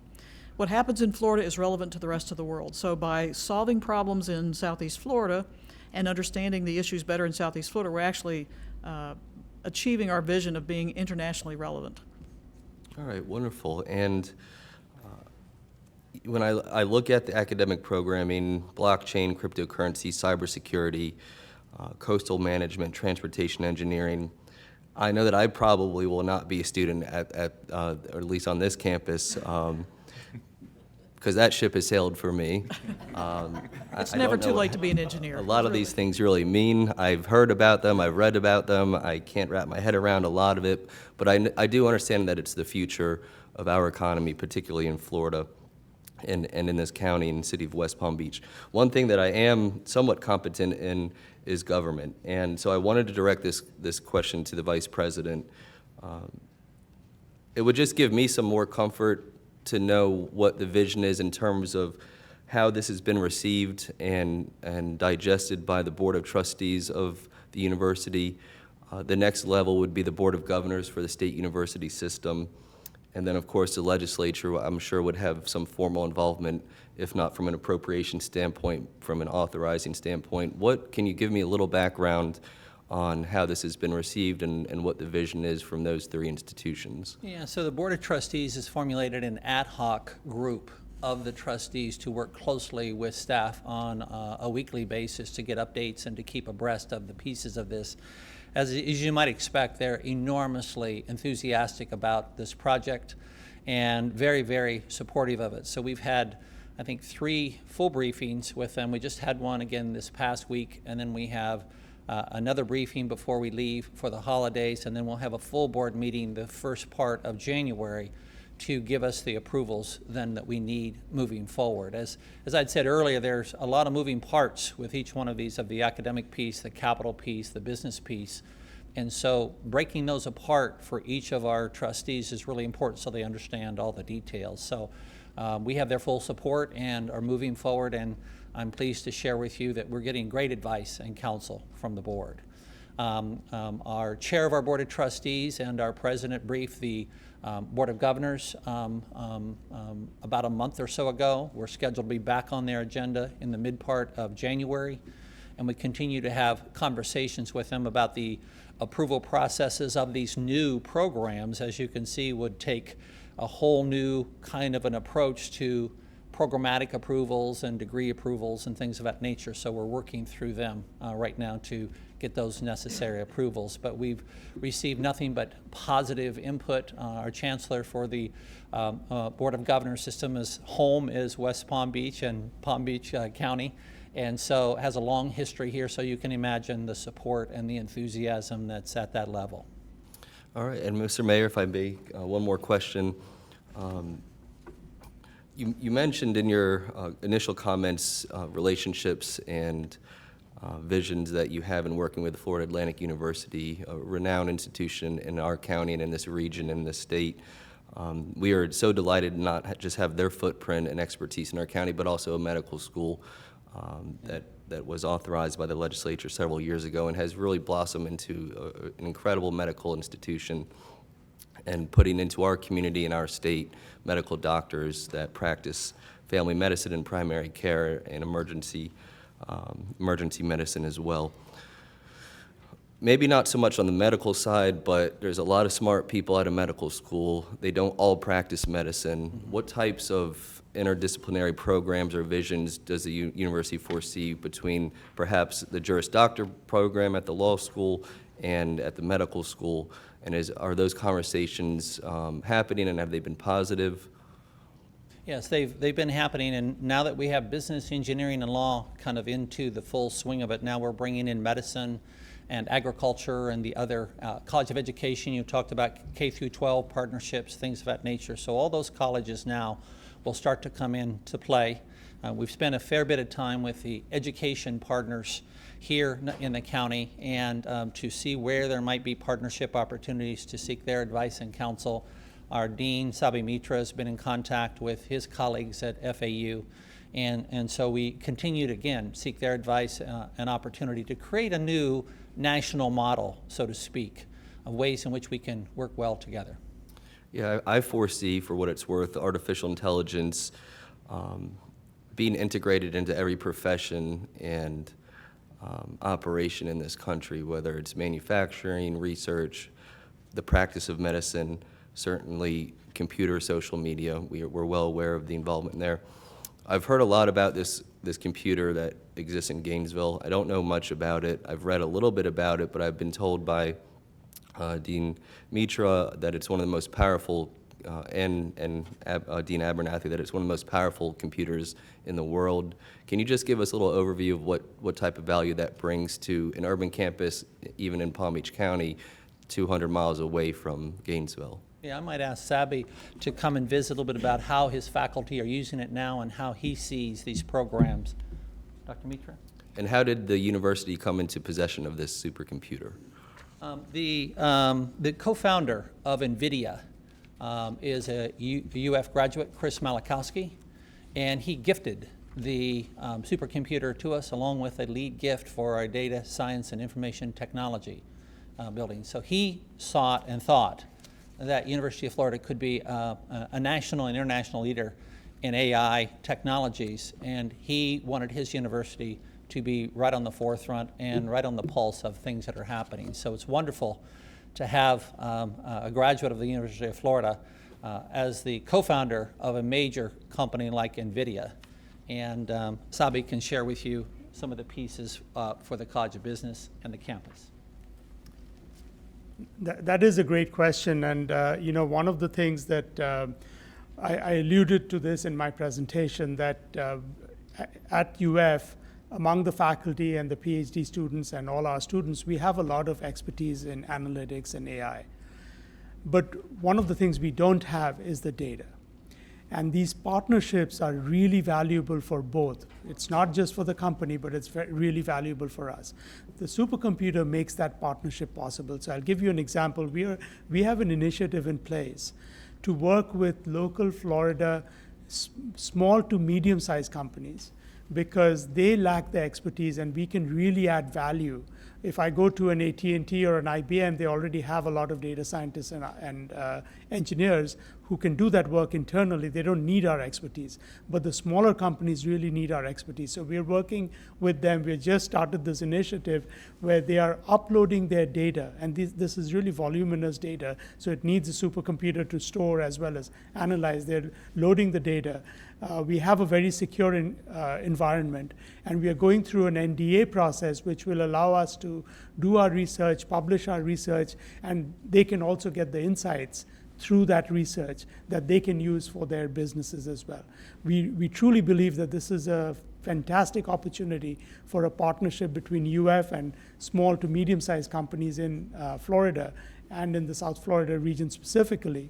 And all of that is made possible really through that supercomputer resource. Wonderful. Well, thank you for your time here today, to all three of you, the entire team, the working group of the Board of Trustees, and for your vision and enthusiasm for Palm Beach County. I did have a last-minute question come in as to whether the supercomputer can help the University of Florida's football team make play-calling decisions, but we'll have to table that for a later date. Thank you, Mayor. Thank you very much, Commissioner. And our gator for the day, Commissioner McKinley.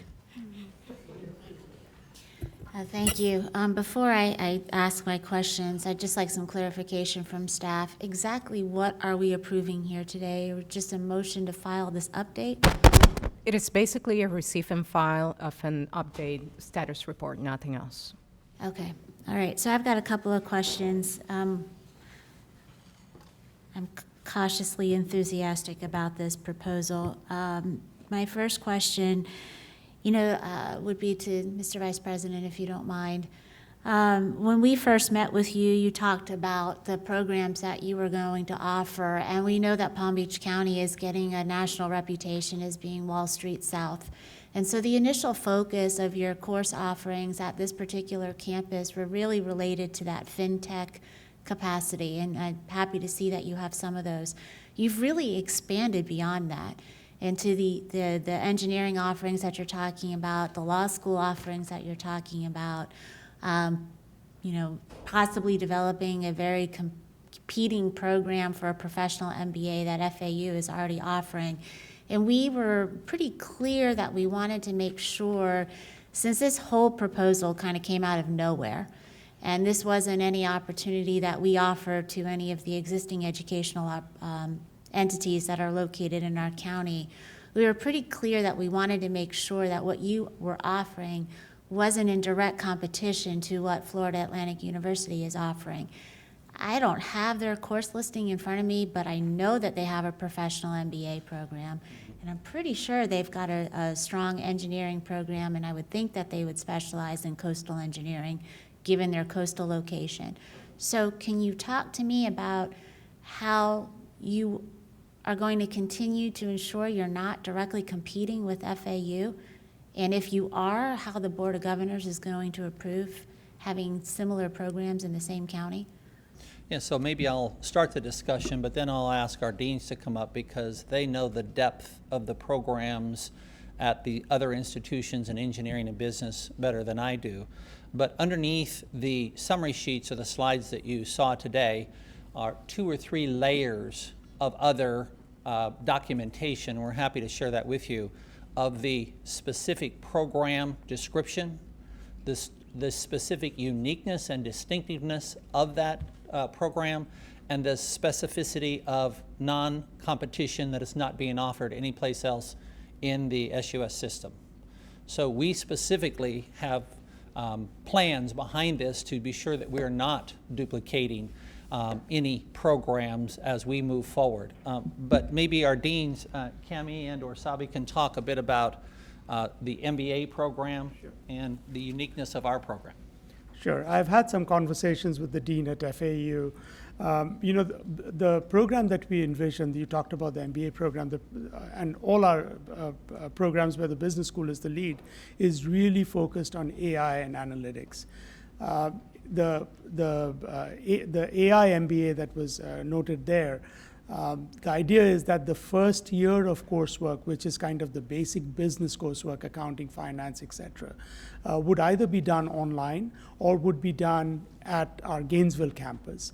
And the last year will completely be focused on AI and analytics, applications in marketing, in finance, in accounting, etc. We are developing through our recent hiring, we are developing a real skill set and a real research expertise around that area, and that's what the focus of the year in Gainesville is going to be, in West Palm Beach is going to be. The professional MBA will also have that very similar focus. So when I talked to the dean at FAU, our conversations of partnership were in two directions. One is the research partnership. I think there is significant opportunity to do joint research, bring our expertise that we have in these emerging areas to the fantastic faculty that they already have in more traditional areas in the business school itself. And then the other thing that we talked about were programmatic partnerships, where perhaps instead of doing some of the basic coursework through an UF course, they could participate in an FAU course, or for the basic business coursework, or their faculty who are extremely qualified could teach in some of our programs as well. Now, these conversations were pretty preliminary because, at this stage we were still sort of talking about what the programs might look like, so we didn't get into real in-depth about what those collaboration opportunities are.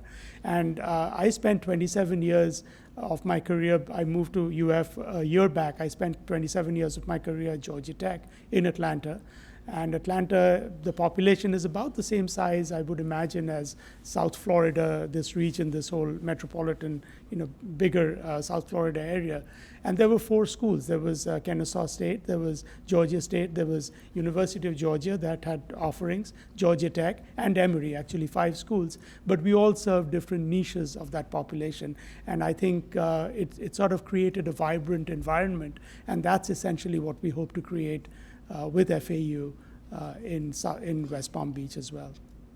Okay, well, I just hope that every effort is made. I mean, I've heard Dr. Kelly speak about his vision for the future of Florida Atlantic University, and one of his big focus areas is artificial intelligence. And I respect that. You've got Emory and a couple of the other universities inside the Atlanta metro area. And I would imagine the conversations in the development of those programs were a little bit more vetted than this one was. This is being fast-tracked in a major way. Not sure the whole story behind all of that, but Dr. Kelly and Florida Atlantic University were really taken off guard. And so I don't want to create something in this county that harms FAU. So I hope those conversations will continue.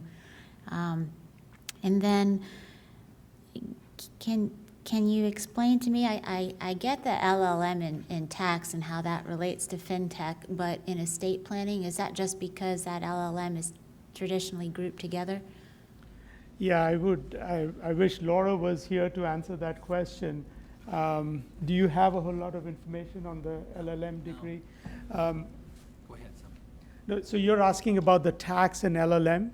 Well, it says LLM in taxation Yeah. and estate planning. Is that because they're Right. traditionally grouped together? I think so. And one of the things that Commissioner Kerner mentioned is that we have one of the strongest tax programs in the law school. We also have a very strong focus in the Fisher School of Accounting on tax and audit. And the idea is to bring those two expertise together to create that program. So that's basically the level of conversations that we have had. We definitely see we don't have a joint program with the law school currently, and in the business school we have a very strong tax program which has got a different focus than the one in the law school, and the idea is to bring those expertise together. That's essentially what that program is about. Okay, thank you. My next couple of questions are for the Vice President. I think they're for the Vice President anyway. I'm looking at page 12 on your site planning of your document, and this is the first that I've heard of the space for industry partnerships and a proposed hotel. Could you go into a little bit more detail on that? Well, I would think the hotel might be down the road, but again, these are only concepts and ideas. So as we move forward and as we think about the first building that might go up or the second building and how we might phase it, I think it's going to depend upon the demand that we need. If there's no need to build a hotel on site, if those accommodations are close by and we can partner with other people, then there won't be a need to do that. That said, as we do move forward, we do see those first buildings being more mixed use. Our initial thinking was more about just strictly an academic building. When we were meeting with business and industry leaders, one of the first things they said to us is we want to be co-located with the faculty and the students. And we want to be close beside them so we can work with them, teach them, mentor them, things of that nature. So this model of mixed use is still getting vetted a bit on our campus, but it's starting to get more traction as we begin to talk with these education, corporate leaders here in the greater community. So we'll see how this develops, but again, this is a concept. So you're talking about the potential of building a mixed-use building on government-donated land that would bring in private sector partners to lease space to you and operate their business so they can be close to students? Well, a piece of this, if it moves in that direction, might ultimately come to that space. The piece of it that's complicated as we move forward is the funding mechanisms and how you make the business model work long term. So as we move forward, we have private support that's going to be coming into this. We'll have state support that will be coming into this. And how you use private support gives you a great deal of flexibility with those funds. How you use state funds typically has some clear direction on how you use those funds. We'll need to hire faculty. We'll need to build buildings. We'll need to create programs. And then we have to match the funding streams as they come in. So these two examples that I gave you earlier of Kendall Square and the University of Texas, those have mixed-use facilities and they have public-private partnerships involved in them. And so that's part of their business model. So our team, our chief financial officer and his team are working on this right now. But in the spirit of transparency, we wanted to share with you all the things that are in the hopper now as we're starting to think about this. Your building in Gainesville, your campus in Gainesville is a state land-grant university, and so that land was donated by the state. How many private businesses do you have operating off of your campus in Gainesville? I don't think any on our main campus, do we, Cami, Sabi? Probably off campus. We have restaurants and Starbucks and things like that. Yeah, We in have our, some industry reps that co-locate with us for periods of time. there you go. So Cami, you want to come up and talk about it? I'm not talking about the food service entities that are located in the student housing complexes. I'm talking about a Bank of America operating a corporate office, not an ATM, not at student services, but their corporate office on your campus in Gainesville.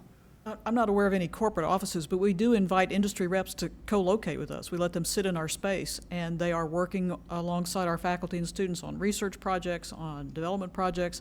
In fact, we would love to have more of them. We're going to offer some companies space in our new Malachowski Hall to come and sit next to us, because one of the areas where we need to grow is research partnerships that involve industry. It's one of the areas where we struggle as a state to compete with the Californias and Texases of the world. Okay, but that's not really a mixed-use development. That's offering office space for them to come and work with your students, like a cubicle. I have to tell you, look, I've been supportive of this project. This is the first I've heard about a mixed-use development. This is the first I've heard about the potential of a hotel being built on publicly owned land. We are giving you, at least our portion, we are talking about donating to you $42 million worth of the taxpayers' land. It's not our land. It's the taxpayers of Palm Beach County own this land. And when you combine that with the value of Mr. Green's property and the value of the property of the city of West Palm Beach, you're talking about almost a $100 million contribution. Now, if on Mr. Green's property, he wants to tell you you can do the hotel, but I have to tell you, this would be an absolute no-go for me on the acres that the county is contributing to you, for you to turn around and then go build a hotel in a mixed-use development that is nothing more than an office building. I'm excited about the potential of this being a university and this being an institution of education. I would not be excited about handing over something of this value for the university to build a hotel. And this has not been, your site plan here was, I've not heard about this from my team, and this is the first I'm hearing about it. And Isame, did you know about the potential for this type of development? We had conversations in very general concepts about the possibility of public-private partnerships. We received a copy of the site plan just recently, yesterday, so we're fairly new in being familiar with it.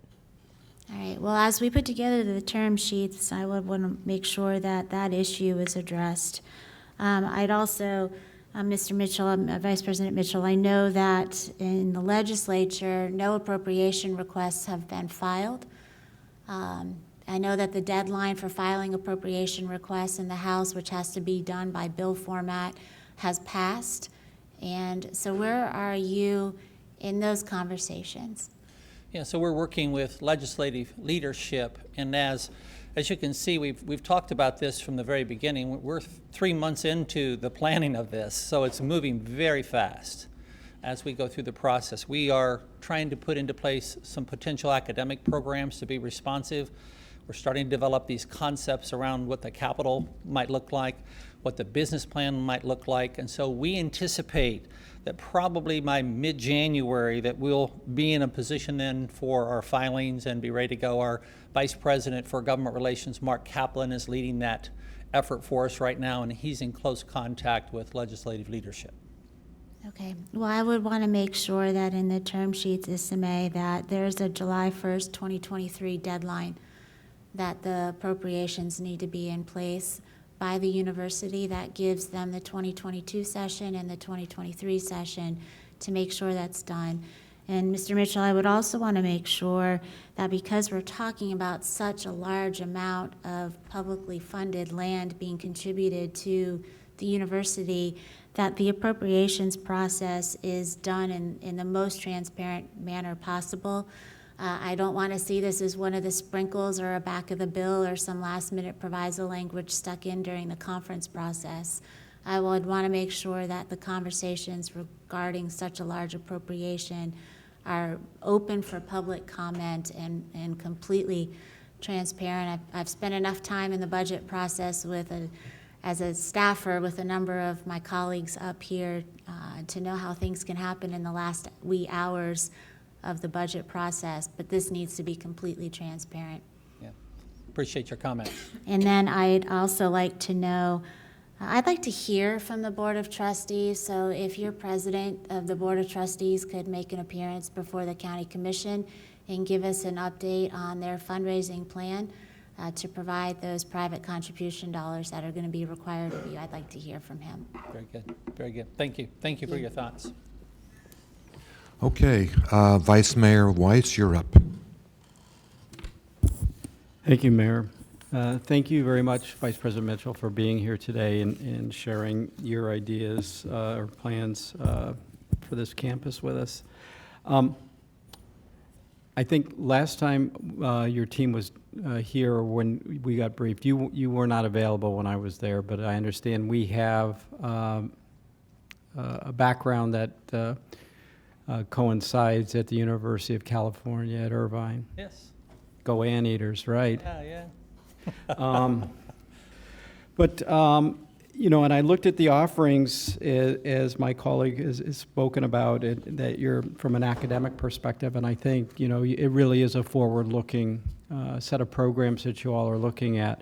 In your presentation, you talked about 1,000 students as, you know, as sort of when you're built out, as to be able to accommodate. How many of those students would be on campus versus how many would be virtual? Most of those 1,000 at the full build-out would be on campus. Okay. So could you accommodate additional students virtually? Yeah, we could online. And what would the capacity be for that? Well, just about unlimited, wouldn't it?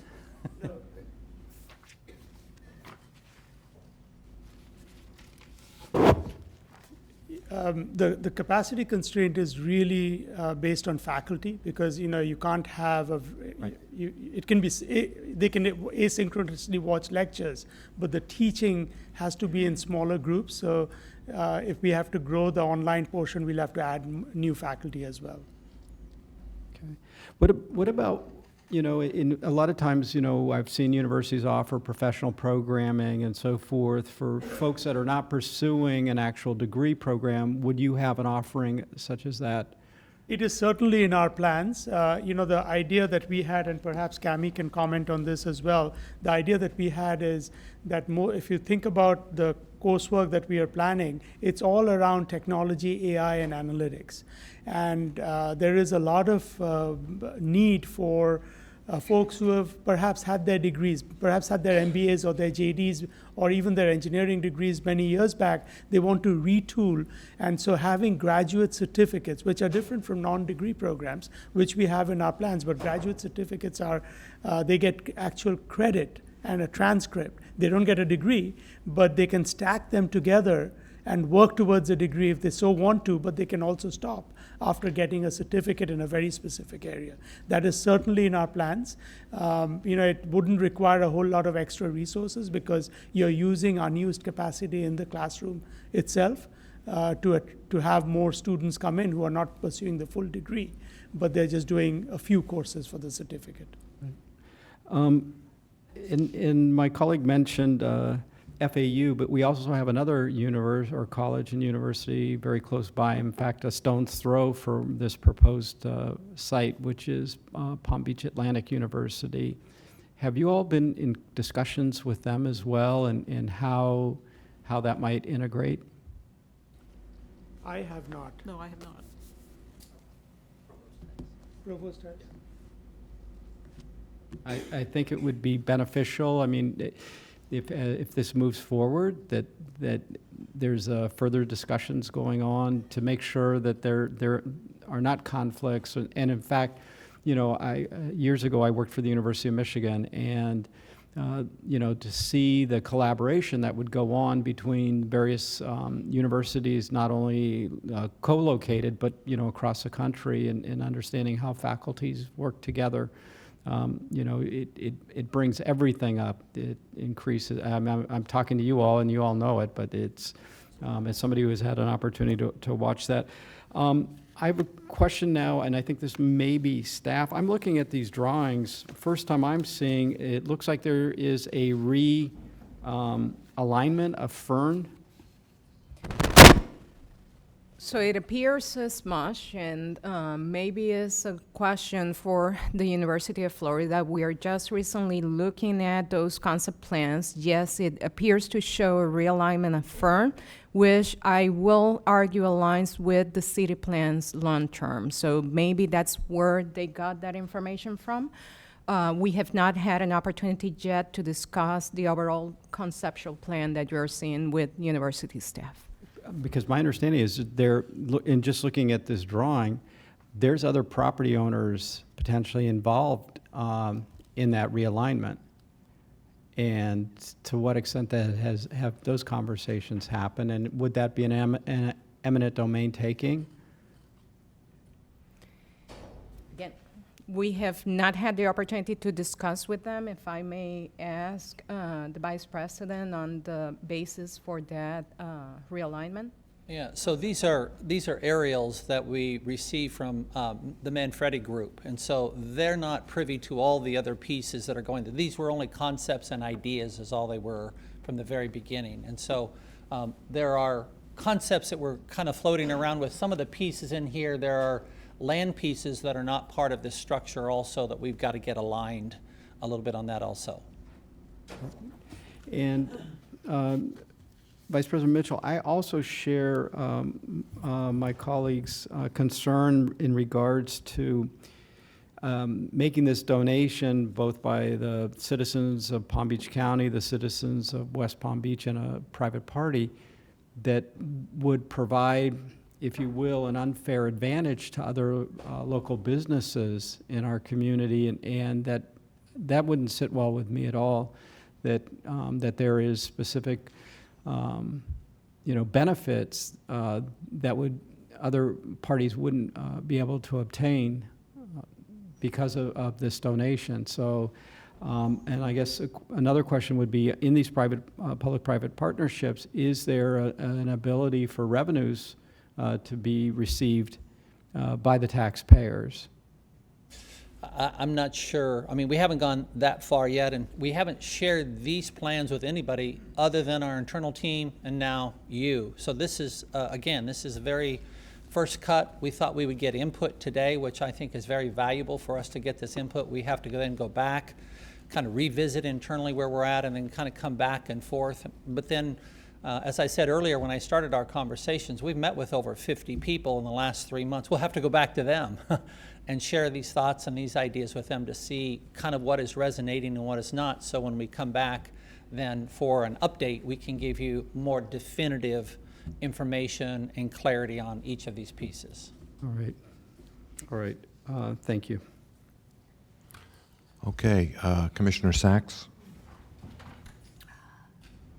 Thank you so much, Mayor. Vice President, this is a wonderful idea, and I welcome it. The devil is always in the details. Yeah.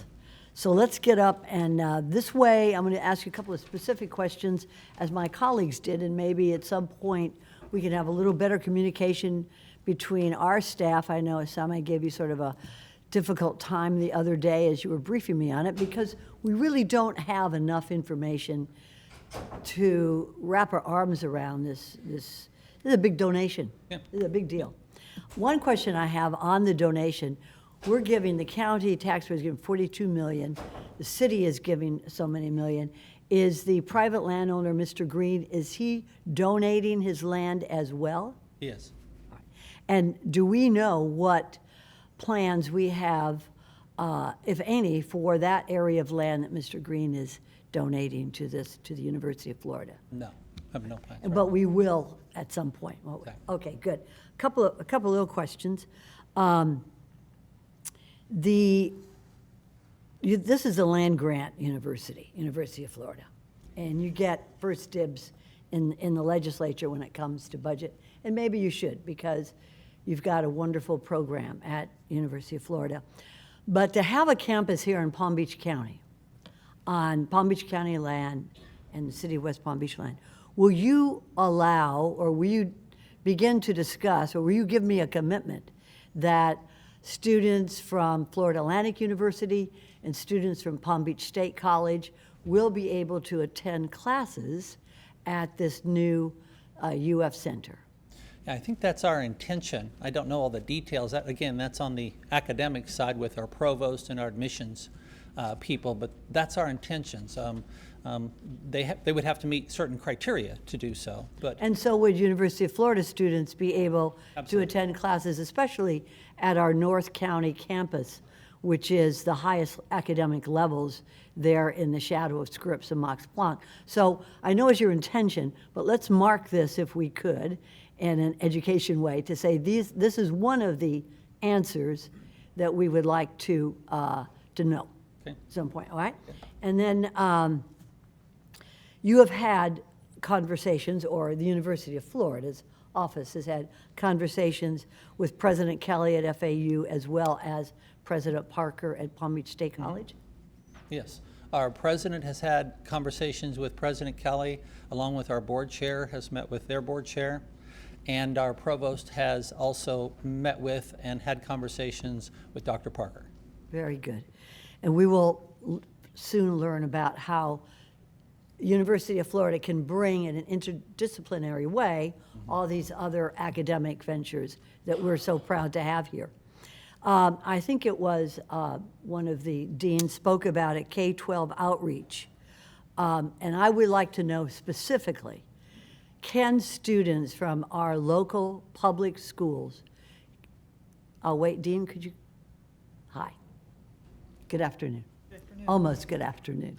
This is a great conversation to have, it really is. It is. But I would like to know that at some point, not just the intention to speak to our superintendent, but an actual conversation where we can offer classes in coding to our K-12 students here in Palm Beach County. Yes, we would like to make that happen. Good. And then the next time we meet, we will know exactly how that will happen through our superintendent, because this is something we've been trying to do statewide to get coding classes to kindergarten kids. It would be nice if Palm Beach could start that. Good. Don't go away yet. Oh, okay. Okay. We have a state law that provides free education on the college level to all Palm Beach State, all classroom teachers in the state of Florida.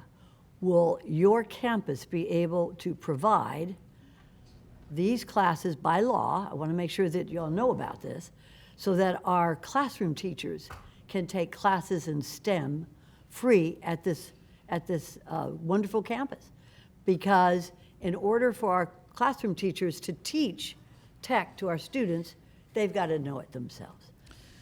The courses that would be taught in engineering and computer science would require college preparation in those fields, and most classroom teachers don't have that preparation. So I doubt they would meet the criteria to get into those programs.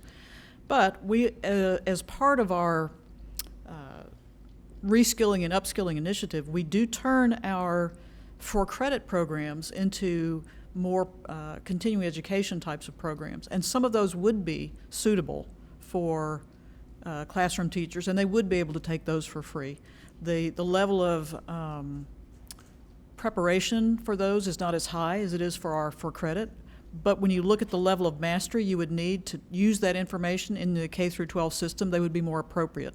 So for those CEU classes, I would imagine, yes, they would be able to take those classes for free. So then would you make a commitment next time you come to visit with us that this new campus would be able to offer classes to our Palm Beach County classroom teachers in STEM? Whether it is for credit or not, they really need that level of proficiency in order to teach our students. Yes. Thank you, Dean. As second thing, you're not done yet. That's all right. That's all right. Would you make a commitment, and just as we were discussing a minute ago about classes in STEM for our teachers, would you make a commitment to have CLE or community classes open to the public, so that our public, wherever they may be, either in the city or someplace in Palm Beach County, could come and take classes, say in the evening, that's offered from FAU as well? This would be made available to our residents of the county. So a lot of our courses will be offered nights and weekends for working professionals, so the timing is not an issue. But again, the preparation to take a graduate level course in engineering and computer science requires a certain level of preparation. So they would have to have a degree in engineering and computer science. And we would certainly be willing to offer them, but they would have to pay the same tuition as our working professionals. So I do just want to say, though, I think one of the opportunities for this campus that we haven't talked about too much is this notion of educating the public about the importance of some of these technologies and some of these advances. That's not necessarily a formal class, but I think having a lot of opportunities for the public to engage with this campus are really important, I think, for many reasons. But one, I think we've got to begin to sort of re-educate the public on what science and technology development means, and to begin to restore faith in some of the principles of science and technology. So I do see a very strong public engagement component. And those who are qualified to take classes would certainly be able to. Again, I can partly imagine because- that our residents are pretty smart. They may not be able to qualify for a graduate level in that, but you had mentioned before how you wanted to work with underserved communities. This means a commitment to have some type of classes in STEM for not just professionals who don't want to get a graduate degree from UF, but also for our senior citizens or other folks in our community. So even though you may not have that already, if you could make a commitment to review that and then get back with us, that goes a long way towards this board being able to say this is a center of excellence for all the people here in Palm Beach County, not just for graduate students. Did you do that, Dean? I promise you, we will take another look at this public engagement piece and come back to you with what we feel is, would make sense for the community and would make sense for the campus. A more articulated vision for what that could be. It makes sense to us because that's our taxpayers' land. It's a lot of land.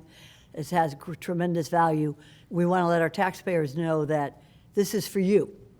It's not just for graduate students from wherever they may come in the world. This is for the people of Palm Beach County, and it would go far towards our making a wise decision for our people. Agricultural program, and I spoke very briefly with your president the last time he was here, and I know that Commissioner McKinley shares this. Agriculture today is based on technology. Not necessarily dirt, but it's technology. Also dirt, but there's a lot to go towards it. UF has an excellent school of agriculture. I would like to see you review this. I don't want to put you on the spot right now, but I did speak with him and Mr. Oyer last time he was here. I'd like to see you make a commitment to review that idea and come back with us within the tech idea of what you're doing, but as it applies in agriculture, because we're agricultural-based county, and this is very important to give back to our county a little bit of what we're giving to you all. So if you would make that commitment to review it and get back to us with that, that would be very, very good. I think that's about it. I think that just one little thing here on the different types of JDs. I went to University of Miami Law School, but I think is a wonderful idea that you're having your JD program here. And I just have a question on the specialized JD program that you intend to have here at this campus. What is specialized Juris Doctorate? Well, I think one of the things we're contributing to that is an understanding on the technology side. And so this would be an opportunity for certain kinds of law students to learn more about the technology side. I believe the College of Business has some role to play in that as well, or? Yeah, it was. You know, once again, the idea was to have expert, in a regular JD, there is not a whole lot of involvement from other colleges. And the idea there was to look at specialties within engineering and within business, which might actually be able to match very well with the JD. So I don't think we have really thought through what that specialized JD would be, but it's most likely going to be around AI analytics technology. That's the thinking right now. And the next time you come by, you'll be able to talk to us a little more specifically We will. about how the Florida Bar would allow this type of teaching to receive a JD. You have an excellent law school. Right, and I we think will somebody make there sure went that the to it, dean and- of the law school is also here with us next time. Right, yes, good idea, I just want to make sure. And then one other issue, and that would be for you, sir. Palm Beach County has a MOU with Technion Israel, and they work with FAU's medical school, of which they do very well. Will you also look into that and then commit to speaking to us about specifically how you would work with Technion Israel here at your UF campus when you come back to see us? We will certainly do that, and one of the messages that I think all of us are getting from the commissioners here is that we need to work with the local universities and make a commitment. I think, you know, from an academic point of view, I'm sure Dean Abernathy is going to agree, we are committed to working with, for me, the business school, for her, the engineering school. But I understand that we need to formalize that and think more deeply about that as well. Absolutely. One other thing, and maybe that's for you, Mr. Vice President. Your location is right behind 4th DCA, which was funded well by the state legislature, but that fronts Tri-Rail. So, and I see that in your original, this is a concept, original concept, you have a lot of land for parking lots.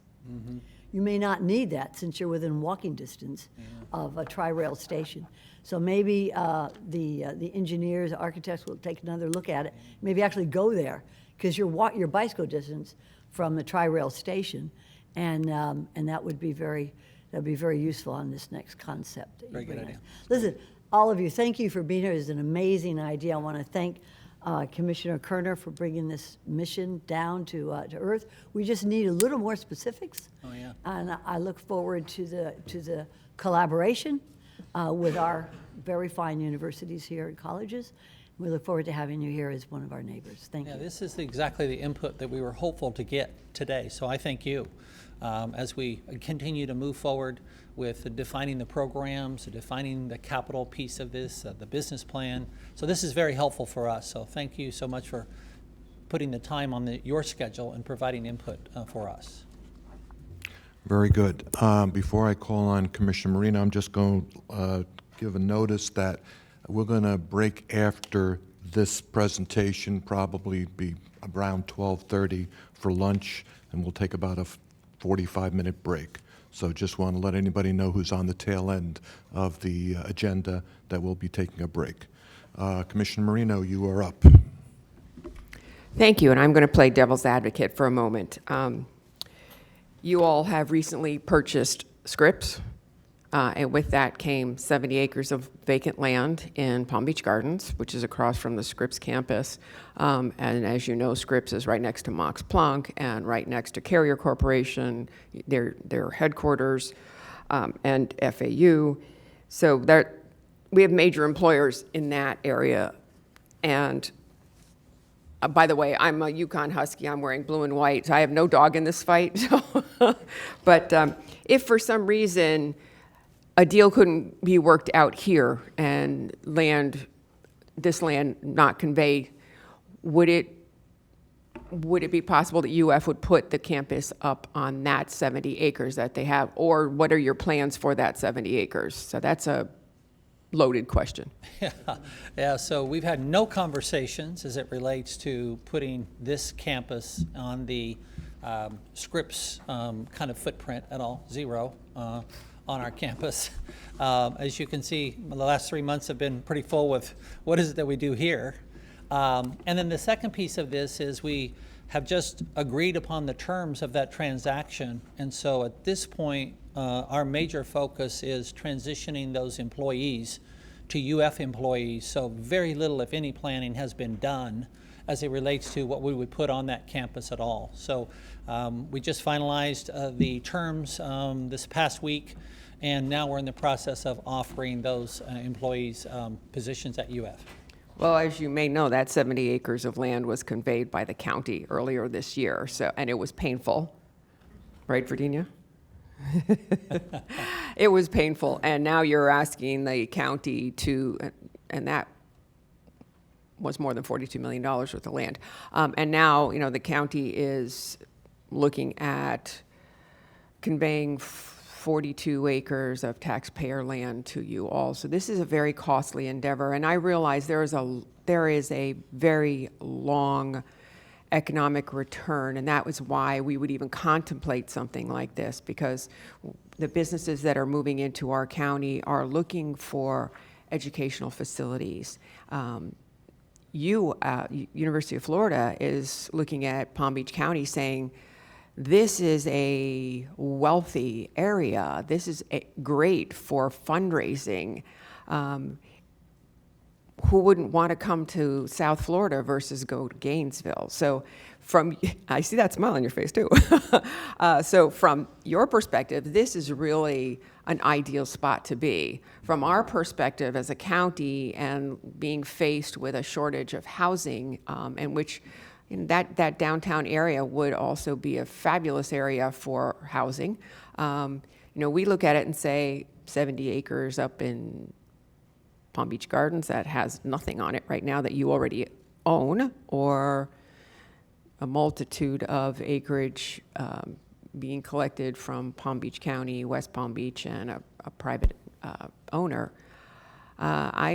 I'm looking at the worst case scenario. I would love to see this up in that neck of the woods and not disrupt anything going on downtown, but it would be up to my colleagues to come to a conclusion about what the uses are going to be on that land, limiting the uses. I don't think you should be doing, yes, public partnerships, public-private partnerships are great, but if you're looking at this as a place to put revenue-generating businesses, that's not why we're conveying this land. So those would be my caveats and my questions. And actually, that wasn't a question, that was more like a dissertation, a very short dissertation, but those would be my comments. And if you could give us some more input as to, and I realize that the deal was only inked, I think it was November 22nd, which is my birthday. But I do realize that it's early, but that's 70 acres of prime real estate up there also. So that's a thought. Thank you. Very good. Thank you. Thank you, Commissioner. Commissioner Bernard? Thank you very much, Mr. Mayor. Mr. Mitchell, thank you very much for this presentation. I just have some statements and some questions. The K through 12 partnership is really, I know for me, it's really important. And so I believe that, like we, as commissioners, we have some of the best schools in our district in terms of high school, middle school, and elementary school. So I believe it's so important for you to have a conversation with our superintendent to see how, this campus can play a role in terms of the STEM education that we're trying to educate our kids in the county. So I would urge you to have a conversation with our superintendent, Mike Burke, because we have Suncoast that's in Rivera Beach. We have Dreyfus that's right down the street. We have some of the best schools, and creating that partnership with the school district will be really important, I know, for me and most of our colleagues here. The other, on your slide 13, in regards to, I know in slide 12 you have the hotel. I think that, we need to get a little bit of better understanding in regards to how would the private and public partnership work, specifically, what's going to be the tax base, tax generation, so in that way we would know from our perspective what part that would be the public part and what portion would be private, so in that way we would know what's the tax generate that we would generate from that. And lastly, I believe that the opportunity to have the specialized JD would be very important for Palm Beach County, and not just for Palm Beach County, but also for the whole region, South Florida, because, as technology is changing, and to have that flexibility would be very important for the future of South Florida. And finally, I know Commissioner Marino said, potentially moving this to Palm Beach Gardens. I think that this campus here in downtown West Palm Beach it's a unique opportunity where you have Tri-Rail, Brightline, and it's the perfect mix to have this potential for South Florida. So I would prefer that, to stay focused on here. And yes, there's some tweaks that we need to make, but I would prefer that we continue to stay focused on trying to get this right. And so it could be a win-win for not just the residents of Palm Beach County, but really for all of South Florida. Thank you. Good. Very good. Thank you, Commissioner Bernard. And before Commissioner McKinley takes another swing at you, I want to make a few comments and questions. First, I want to reiterate what has been said several times before. One of the things about being a mayor here is I'm supposed to wait until everybody else has their comments, so I'm sort of sitting here patiently. FAU is in my backyard. I come from Boca. I am very, very concerned that we don't run over them. I said that to President Fox, and I reiterate that today. It's an important part of our community. They are growing up. They have, under President Kelly, improved dramatically from where they were before. Obviously, we now have a medical school there. Their academics have improved tremendously, and I would hate to see anything done to hamper their ability to continue to grow and prosper. So I think that what's been said here today about a collaboration, coordination between what's going on at Palm Beach Atlantic, what's happening at FAU, and what potentially will be the UF Metropolitan Campus needs to be a collaborative venture.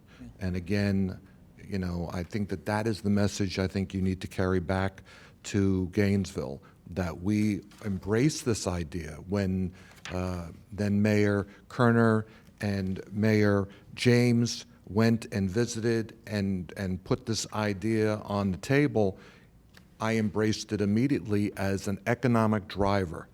And we know that this county needs housing, it needs transportation, and it needs an educated workforce.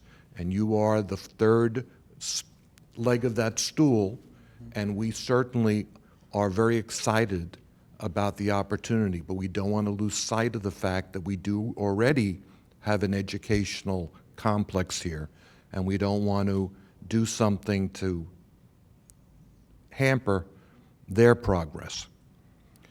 I have a question for Howard. We've been speaking a little bit about finances here. Can you tell me a little bit about, we're talking about only 1/3 of this campus looks like it's academic. We're talking about residential of 146,000 square feet. We're talking about industrial partnerships of 81,000 square feet out of 310. Does that mean that we're going to see taxes paid on the 2/3 of that campus that is going for non-academic endeavors, or how would that work? Or is there an in lieu of type of arrangement so that they are paying their way for city and county services? Not yet. I think we need to look at that a little closer. I just had a question for Isami about whether or not this was in a CRA. We need to determine that. If it is within a CRA, then we wouldn't receive taxes. So we would need to look at pilot payments perhaps in that instance. If it's not within a CRA, the private portions of it would be taxable. All right, so let's sidestep taxes for a second. Obviously, this campus is going to soak up services. It's going to soak up services from the county, from the sheriff, from the city. How does that get covered? As a nonprofit entity, does that mean that they are basically just paying use fees? If it's not subject to tax, again, then it's not really covered. I mean, it's part of the way the legislature has structured the tax system in our state and our county. Is there a way in the term sheet for us to be addressing the issue of some proportionate share payment on behalf of UF for, again, the services that they are going to naturally soak up? The sheriff's is going to be, be demands for sheriff's protection, demands for police protection, and obviously, we're going to have to give them services. How do we get paid for that? Well, that's commonly done through payments in lieu of taxes, pilot payments. And so that would be negotiated as part of the term sheet eventually? Would have to be, and they'd have to agree, of course. All right. Isami, tell me about offsetting density and development rights. We're giving up a lot of space that we were going to use in the future. We're giving up a building that's there right now. We're giving up our future plans for building out in that area. What are we doing to guarantee that we are not going to find ourselves landlocked here now that we've given away all this space? That's one of the key elements that we have had in mind through the conversations, and that's why we engage in conversations with the city to make sure that at a conceptual level, we could develop the county's 45th Street complex to achieve two main goals. Number one, build a new community services department, and number two, in the long term, build the replacement building and governmental services building that was meant to go on Government Hill. That is 350,000 square feet of office space that we foresee will be eventually needed. Our conversations with the city are right now at the point where they have confirmed there are no fatal flaws in regards to developing that site. They have advised us, and we foresee that will be our recommendation to the board when we come back with the term sheet, that we should proceed with the master planning of that site. Even if it takes us a few years before we truly hit design and construction for that 350,000 square feet building, we should master plan the entire site now so that we have some reassurances about our ability to develop in the future. So you're telling me that we will have a concurrent agreement with the city of West Palm Beach before we go forward, so that we again have the assurance that we have the ability to do what was already planned in the past? One of the things that we have consistently stated to our colleagues, UF and the city, is that we see this as a three-way deal, okay? And we believe that the three pieces need to come together to make this happen. So yes. If this thing burns down, what is going to be done as far as a reverter? How do we ensure that this land will come back to the county? We have had four key elements in our conversations with the University of Florida that we believe are key considerations in that term sheet, and we continue to work through it. And let me be very clear about that. In fact, we have a meeting scheduled for tomorrow with them as a follow-up to the latest version of the draft term sheet that we put in place. Those four key elements are reversionary rights, use restrictions, so that is only for educational purposes, and we do understand and will accommodate to an extent that educational purposes need to provide for supporting services like boarding, like food services, but there's a limit to what educational services mean, and those are the conversations that we have been having with our colleagues. The other point that we have stated is needed, and is a key component, is the development timeline. We need to know what will happen, how it will happen, and when it will happen, so that we can make a recommendation to the Board of County Commissioners. So that's where we are in regards of negotiations with UF, and that's what's driving us. Right now, I cannot give you a final answer, but I can assure you it's being considered, and we will not come back until we have all those pieces come together. And you and I had some discussion about these use restrictions. We talked about the potential of a hospital or something like that. I don't think either of us even envisioned the discussion of a hotel. So I certainly would want to have some control over what type of use there's going to be. I have no problem with P3, but I think that, again, the devil's in the details. If I may share with the board, one of the things that our colleagues from UF had asked from us was the opportunity to continue to develop their conceptual plan. And they had shared that they expected to have a fairly more robust document by mid-December. So I think what we are seeing today, what the board is seeing today, is actually the initial result of those efforts they have carried. But that information will now inform our conversations as it relates to the term sheet. And that's why today we're here just with a status update, which I believe has been a good one, I hope, but not with a term sheet yet. And I will reiterate what Commissioner Bernard said. I think this is the perfect place for that campus. I think that it's like Roosevelt Island in Manhattan. I think it's properly sited. It's in the place where it'll do the best good for our community. It will attract more students. It will encourage more industry and educational partnerships, which I think is exactly what Commissioner Kerner and Mayor James were, contemplated when they first approached the university. So I certainly have a great deal of excitement, but certainly I think you can hear from the comments that you're hearing here today, we certainly are cognizant that, number one, there's a lot of money on the table for the land that we're giving away, and we want to make sure that we're protecting our stakeholders and getting them the best value for this contribution we're making. Okay, Commissioner McKinley, you're up. Thank you. And Mayor Weinroth, actually, it's the city of South Bay and the city of Pahokee are actually recipients of payment in lieu of taxes for the South Bay Correctional Facility and the Sago Palms Reentry Facility and those cities respectively. It is an annual appropriation that we do have to lobby the state for, but we do have 2 PILT payments in Palm Beach County, so that might be an option. Mr. Mitchell, one quick question.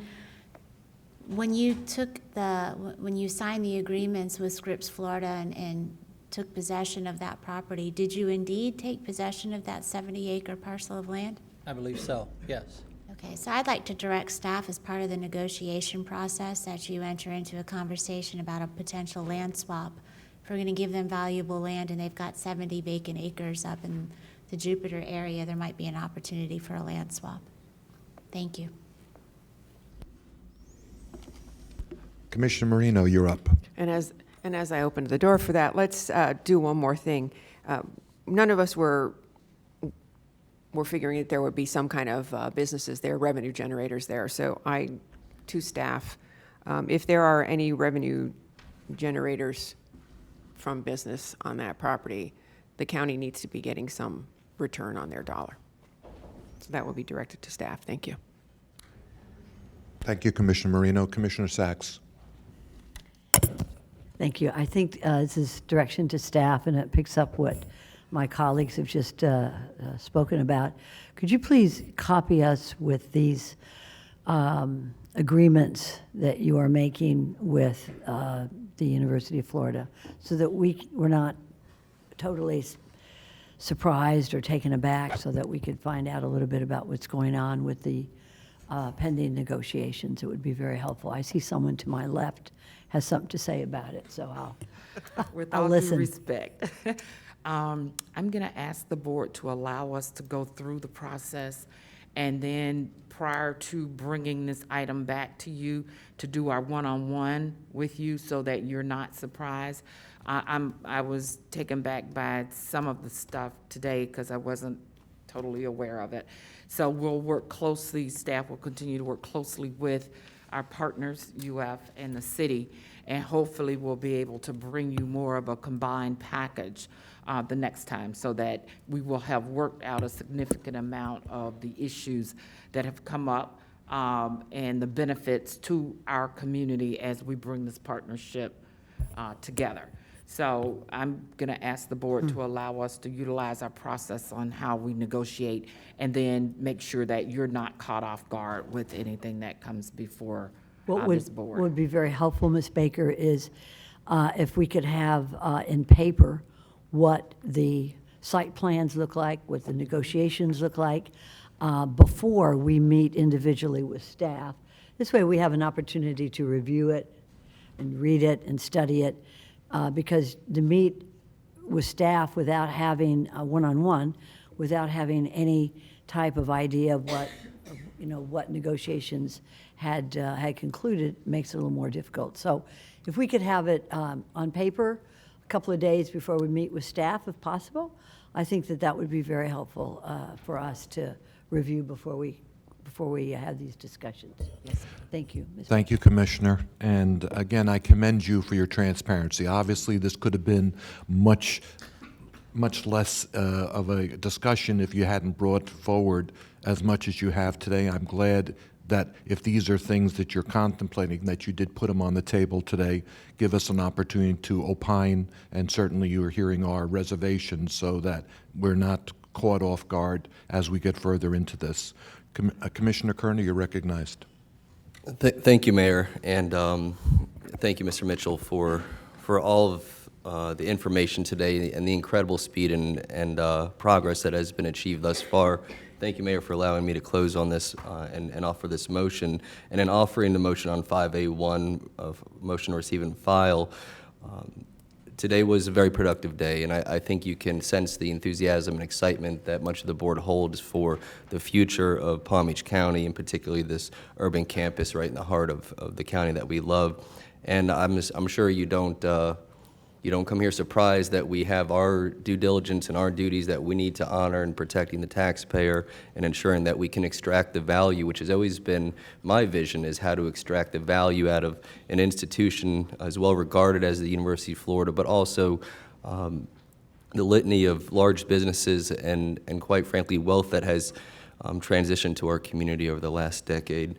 I commend you on and the President in particular on raising already commitments of $75 million that will be injected into our community. I know it will be more than that when all is said and done, but it shows the excitement that this community has, and particularly those with the means to really be a catalyst from outside support for bringing an institution like the University of Florida to Palm Beach County. I'm excited about the expanded vision, particularly in the Levin College of Law. We do not have a law school in what has become one of the most prominent and populated counties, not just in the state of Florida, but in the United States as a whole. And so that's just one tangent of all the exciting visions and opportunities that this will bring to our community. Certainly I look at some of the comments that my colleagues made today with a lot of appreciation. Certainly we have a right and a duty to ensure that this is done in a mutually beneficial way. It is a lot of land, and it's wonderful that we have municipal partners and private donors at the table as well. You know, some of the stuff, I heard the county administrator that she was surprised or taken aback. I don't know what that was a reference to, but certainly I can't imagine an endeavor like this in government, in education, in our community without the participation of our private partners. P3 has become a foundational issue in the progress of our government and our communities and our educational system. There's two hotels at the University of Florida on campus already, the Hilton and at the student union, the Rights Union. We have visiting professors, we have transient students that are there for executive education. That's the same model that would be here in this institution, and that should not come as a surprise to anybody that we have a need to house people on a temporary basis on an urban campus like the one that we envision in West Palm Beach. One thing that hasn't been discussed at length is the majority, almost half, I shouldn't say majority, but almost half of the space, at least in the visionary concept, is for residential purposes. And that is a very important point and a point of accommodation that we need to make for our students and our professors and for people that want to, again, extract the value out of the University of Florida here in our community. I would love to hear more about what that vision is as a later date. I know we sort of, in some regards, got a little bit ahead of ourselves when we talk about site plans and things of that nature. I know that there's a lot left to do before we get to zoning issues in the city of West Palm Beach, but it is very helpful, and I join the mayor in commending you on your candor and the full disclosure that you provided to this board today in terms of what your initial visions are. I think there's a lot of work left to do, but for 3 months worth of work, it's probably 2 years worth of work condensed into 3 months. I commend the University of Florida for how quickly, how efficiently, but more importantly, how broadly the vision has been instituted thus far. I am really excited about the programmatic and academic vision of the University of Florida in this community. It is not written in stone. Certainly it's impossible. There's sort of a putting the cart before the horse concept where we can't expect you to speak with and engage every participant and stakeholder in this as you're designing what the initial vision is. But I think you've heard from this board that we want to see the continued efforts at engaging Florida Atlantic University, Palm Beach Atlantic, our K through 12, our superintendent.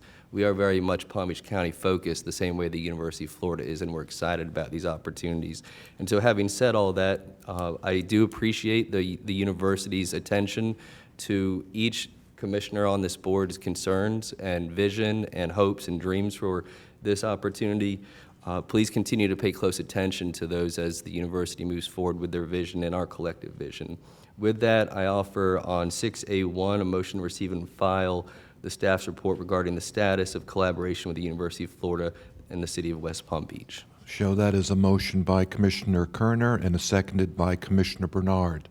Seeing no further discussion, all in favor, all opposed, that passes 7-0. We're going to be in recess until 1:15. Thank you. Thank you for your input. Appreciate it. 2015.